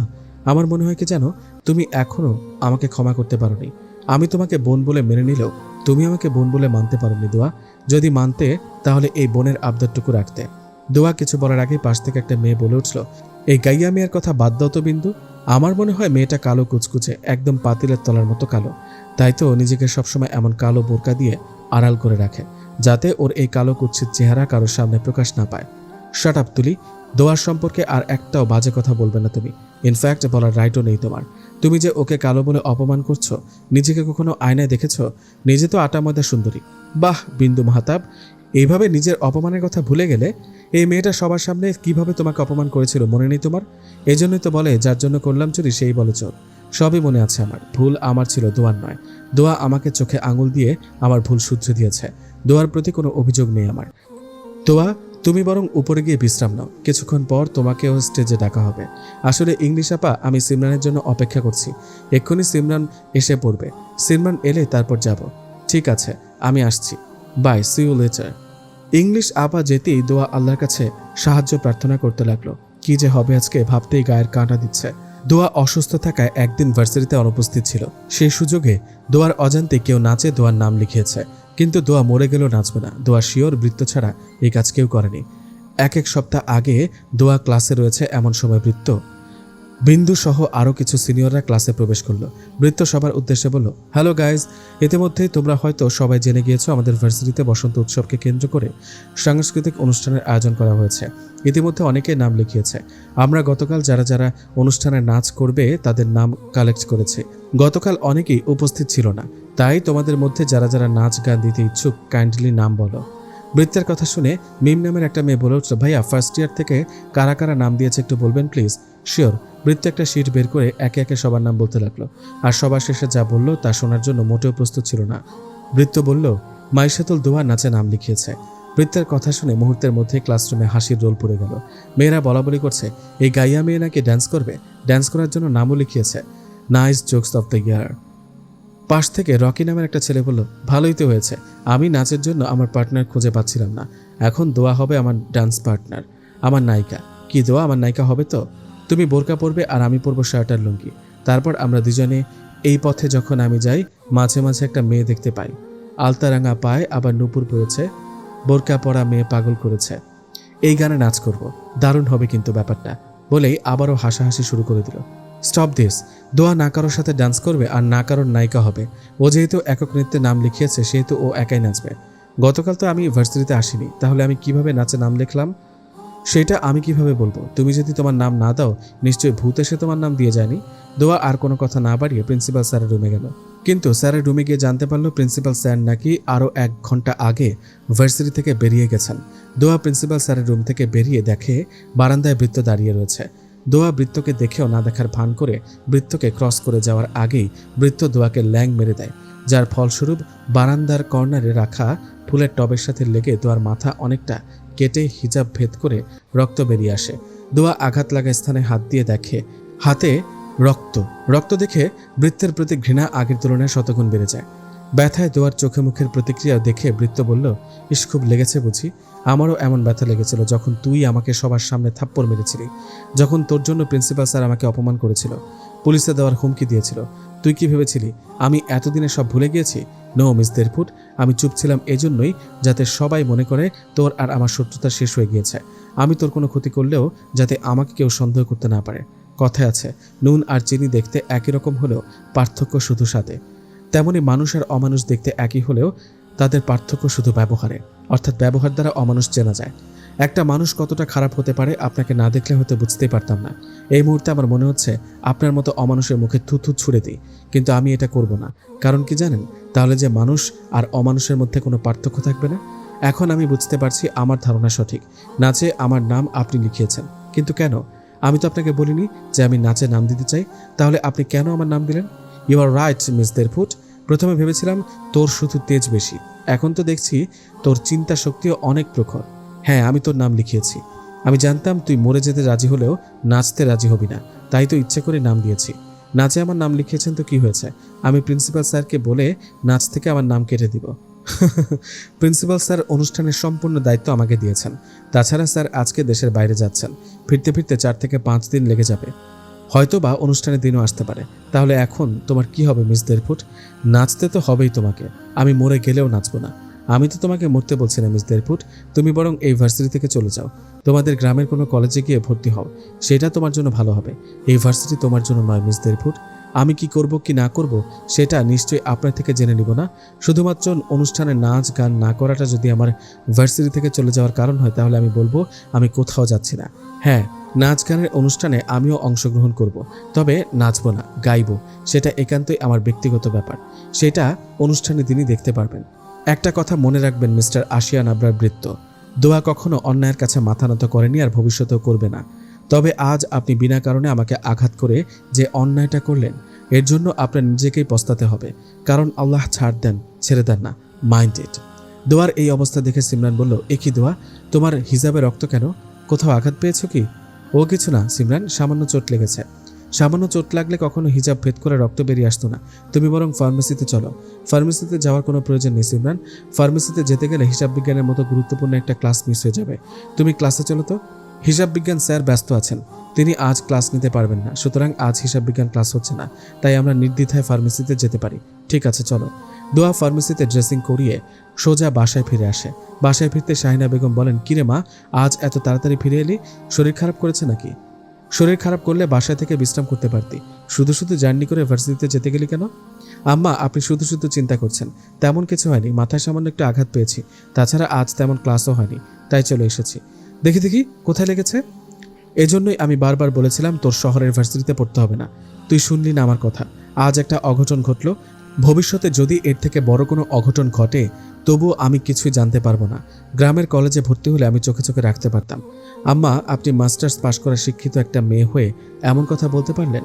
গ্রামের কলেজে অনার্স নিয়ে ডিগ্রি আছে, আমি এখানে ভর্তি হয়ে কি ডিগ্রি করতাম? তাছাড়া আমি বলছি তো আমার তেমন কোনো সমস্যা হয়নি। মায়ের মন তুই বুঝবি না, যা গিয়ে ফ্রেশ হয়ে নে। টিয়া পাখি কোথায় আম্মা? ওকে দেখছি না যে। কোথায় আর যাবে, দেখ গিয়ে রুমে বসে বসে হয়তো ফোনে গল্প করছে। পরীক্ষা শেষ করার পর তো তার শুধু একটাই কাজ, দিনরাত ফেসবুকে গল্প করা। এই গল্পের মধ্যে কি আছে আল্লাহই জানে। দোয়া রুমে এসে দেখলো ছোঁয়ার মাথায় হাত দিয়ে শুয়ে আছে। ছোঁয়াকে এখন শুয়ে থাকতে দেখে দোয়া জিজ্ঞেস করলো, টিয়া পাখি, এই অবেলায় শুয়ে আছিস কেন? একটু মাথা ব্যথা করছে আপু। নিশ্চয়ই শ্যাম্পু করার পর চুলে আর তেল দিসনি। তুই তো জানিস তোর চুলে তেল না দিলে মাথা ব্যথা শুরু করে। তাহলে তেল দিসনি কেন? তোমার হাতে ছাড়া কখনো চুলে তেল দিয়েছি আমি, তাই বলে মাথা ব্যথা সহ্য করবি? তুমি যদি আম্মা না খাইয়ে দিলে না খেয়ে ক্ষুধার জ্বালা সহ্য করতে পারো, তাহলে আমি কেন পারবো না? ঠিক আছে, আমি ফ্রেশ হয়ে এসে তোর চুলে তেল দিয়ে দিব। এবার খুশি তো? অনেক খুশি। দোয়া সবার সাথে হাসি খুশি থাকলেও ভেতরে ভেতরে চিন্তা হচ্ছে। বৃত্তকে তো বলে দিল সে অনুষ্ঠানে অংশগ্রহণ করবে, কিন্তু কি করবে কিছুই বুঝতে পারছে না দোয়া। পরক্ষণেই ভাবলো যা হয় হবে, আল্লাহ যা করবে ভালোর জন্যই করবে। দোয়া রাতে পড়াশোনা শেষ করে ঘুমাতে যাবে এমন সময় টুং করে একটা মেসেজ এলো। মেসেজে লিখেছিল, প্রিয়, আমি চাইলে তোমাকে হারাম রিলেশনে আসার প্রস্তাব দিতে পারতাম, কিন্তু আমি দেইনি। আমি শুধু তোমাকে ইহকালে নয় পরকালেও চাই, কিন্তু সেটা হালালভাবে, হারামভাবে নয়। তুমি কি আমাকে একটাবার সুযোগ দিবে তোমার হাত ধরে জান্নাতে যাওয়ার? আমাকে কি অধিকার দেবে ভালোবাসি প্রিয় বলার? দোয়া মেসেজ দেখে অনেক অবাক হয়ে গেল। কে দিতে পারে এমন মেসেজ? দোয়ার ফোন নাম্বার তো বৃত্ত ছাড়া আর কারো কাছে নাই, তাহলে কি বৃত্ত দিল এমন মেসেজ? এইটা কিভাবে সম্ভব? দেখো অভি, তুমি ঠিক কি করতে চাইছো একটু ক্লিয়ার করে বলবে প্লিজ? তুমি কি আমরা মারা গেলে তারপর বিয়ে করবে? ইদানিং আমার শরীরটা ভালো যাচ্ছে না, কবে আল্লাহর ডাক এসে যাবে কে জানে। আমার কি ইচ্ছা করে না বৌমা নাতি নাতনির মুখ দেখার? তুমি আমাদের পছন্দের মেয়েকে রিজেক্ট করলে, আবার তোমার পছন্দের মেয়ের ব্যাপারেও কিছু বলছো না। সে দেখতে কেমন, বাসা কোথায়, বাবা কি করে, এসব তো বলবে। আসলে আম্মু, মেয়েটার চেহারা আমি দেখিনি। হোয়াট? না দেখেই তাকে বিয়ে করতে চাইছো? পাগল হয়ে গেছো তুমি? আম্মু, ভালোবাসা এমন এক বন্ধন যা বর্ণ, গোত্র, শরীরের সৌন্দর্য দেখে হয় না। আমি তাকে না দেখে ভালোবেসেছি, সে যেমনই হোক তাতে আমার কোনো সমস্যা নেই। বাহ, খুব বড় হয়ে গেছো তুমি, ভালোবাসার সংজ্ঞা দিতে শিখে গেছো। তোমার যা মন চায় তাই করো, এই ব্যাপারে আমি তোমাকে আর কিছুই বলবো না। দেখতে দেখতে সেই কাঙ্ক্ষিত বসন্ত উৎসবের দিন চলে আসলো। দোয়াকে সবাই বারবার করে বলে দিয়েছে সে যেন বাসন্তী রঙের শাড়ি পরে আসে, কিন্তু দোয়া জানে পর্দার গুরুত্ব, তাই তো সে প্রতিদিনের মতো আজও কালো বোরকা দ্বারা নিজেকে আবৃত করে ভার্সিটিতে চলে আসলো। আর ভার্সিটিতে এসেই অপমানের শিকার হতে হলো। সিমরানের দেরি হচ্ছে দেখে দোয়া কল দিতে যাবে এমন সময় দোয়া দেখলো একটা হলুদ পরী তার দিকে এগিয়ে আসছে। সিমরান একটা হলুদ চুড়িদার পরে মাথায় হিজাব করে এসেছে। মিষ্টি লাগছে সিমরানকে। মেয়েটা নিজেকে সবসময় কালো বলে অপমান করে, অথচ ও নিজেও জানে না কতটা মায়াবী চেহারা অধিকারী সে। দোয়াকে এক ধ্যানে তাকিয়ে থাকতে দেখে সিমরান তুড়ি মেরে বলল, দোয়া, কি দেখছো এমন করে? তোমাকে। মাশাআল্লাহ, আজ অনেক সুন্দর লাগছে তোমাকে, কিন্তু তোমার এই সৌন্দর্য, এই সাজগোজ দেখার অধিকার শুধু একজনের, তোমার স্বামীর সিমরান। তবে এটা দেখে ভালো লাগলো বোরকা না পরলেও লং চুড়িদার হিজাব করে এসেছ। ইনশাআল্লাহ আস্তে আস্তে বোরকা পরারও অভ্যাস হয়ে যাবে। সবটাই তোমার জন্য সম্ভব হয়েছে দোয়া। আমি আমার জীবনে তোমাকে বান্ধবী হিসাবে পেয়ে নিজেকে ধন্য মনে করি। হয়েছে, আর আলো দিতে হবে না, চলো তো, এক্ষুনি অনুষ্ঠান শুরু হয়ে যাবে। চলো। দোয়া আর সিমরান এসে দেখলো অনুষ্ঠান শুরু হয়ে গেছে। আশিয়ান আবরার বৃত্ত, বিন্দু মাহতাব, অভি ভাইয়া অনুষ্ঠানে উপস্থাপনা করেছে। ফার্স্ট ইয়ারের ছাত্রছাত্রীদের দেশাত্মবোধক গানের মাধ্যমে অনুষ্ঠানের সূচনা করা হলো। এরপর একে একে নাচ গান কৌতুক চলতে থাকলো। এরপর ইংলিশ আপাকে নাচের জন্য ডাকা হলো। ইংলিশ আপা ইতোমধ্যেই শাড়ি পরিবর্তন করে মডার্ন ড্রেস পরে স্টেজে উঠেছেন। একদম ডানাকাটা পরীর মতো লাগছে ইংলিশ আপাকে। ইংলিশ আপাকে দেখে ছেলেরা জোরে জোরে চিৎকার দিয়ে শীষ বাজাতে লাগলো। শুরু হলো ইংলিশ আপার পাতলি কামারিয়া গানের নাচ। ইংলিশ আপার নাচ সবাই বেশ এনজয় করছে, বিশেষ করে ছেলেরা। এক পর্যায়ে মাইশাতুল দোয়াকে স্টেজে ডাকা হলো। দোয়া স্টেজে যেতে সবাই ভূত দেখার মতো চমকে উঠল। অনুষ্ঠানে উপস্থিত সবাই অধীর আগ্রহে দোয়ার দিকে তাকিয়ে আছে, দোয়া নাচবে না গাইবে এটা দেখার জন্য। অনেকে বলাবলি করছে এই মেয়ে নিশ্চয়ই ধামাকা ড্যান্স করবে, নাচতে নাচতে বোরকা খুলে সবাইকে চমকে দিবে। দোয়াকে এক একজন এক এক রকম কথা বলে যাচ্ছে। হঠাৎ করে দোয়ার কানের কাছে কেউ একজন ফিসফিসিয়ে বলল, ভয় পাচ্ছ কেন? তুমি হেরে যাওয়ার মতো মেয়ে নয় দোয়া, আমি জানি তুমি পারবে। আমি সবসময় তোমার পাশে আছি এবং থাকবো। তোমার জন্য আমার মনের দরজা, ঘরের দরজা সারা জীবন খোলা থাকবে। সবশেষে একটা কথা বলবো, ভালোবাসি প্রিয়।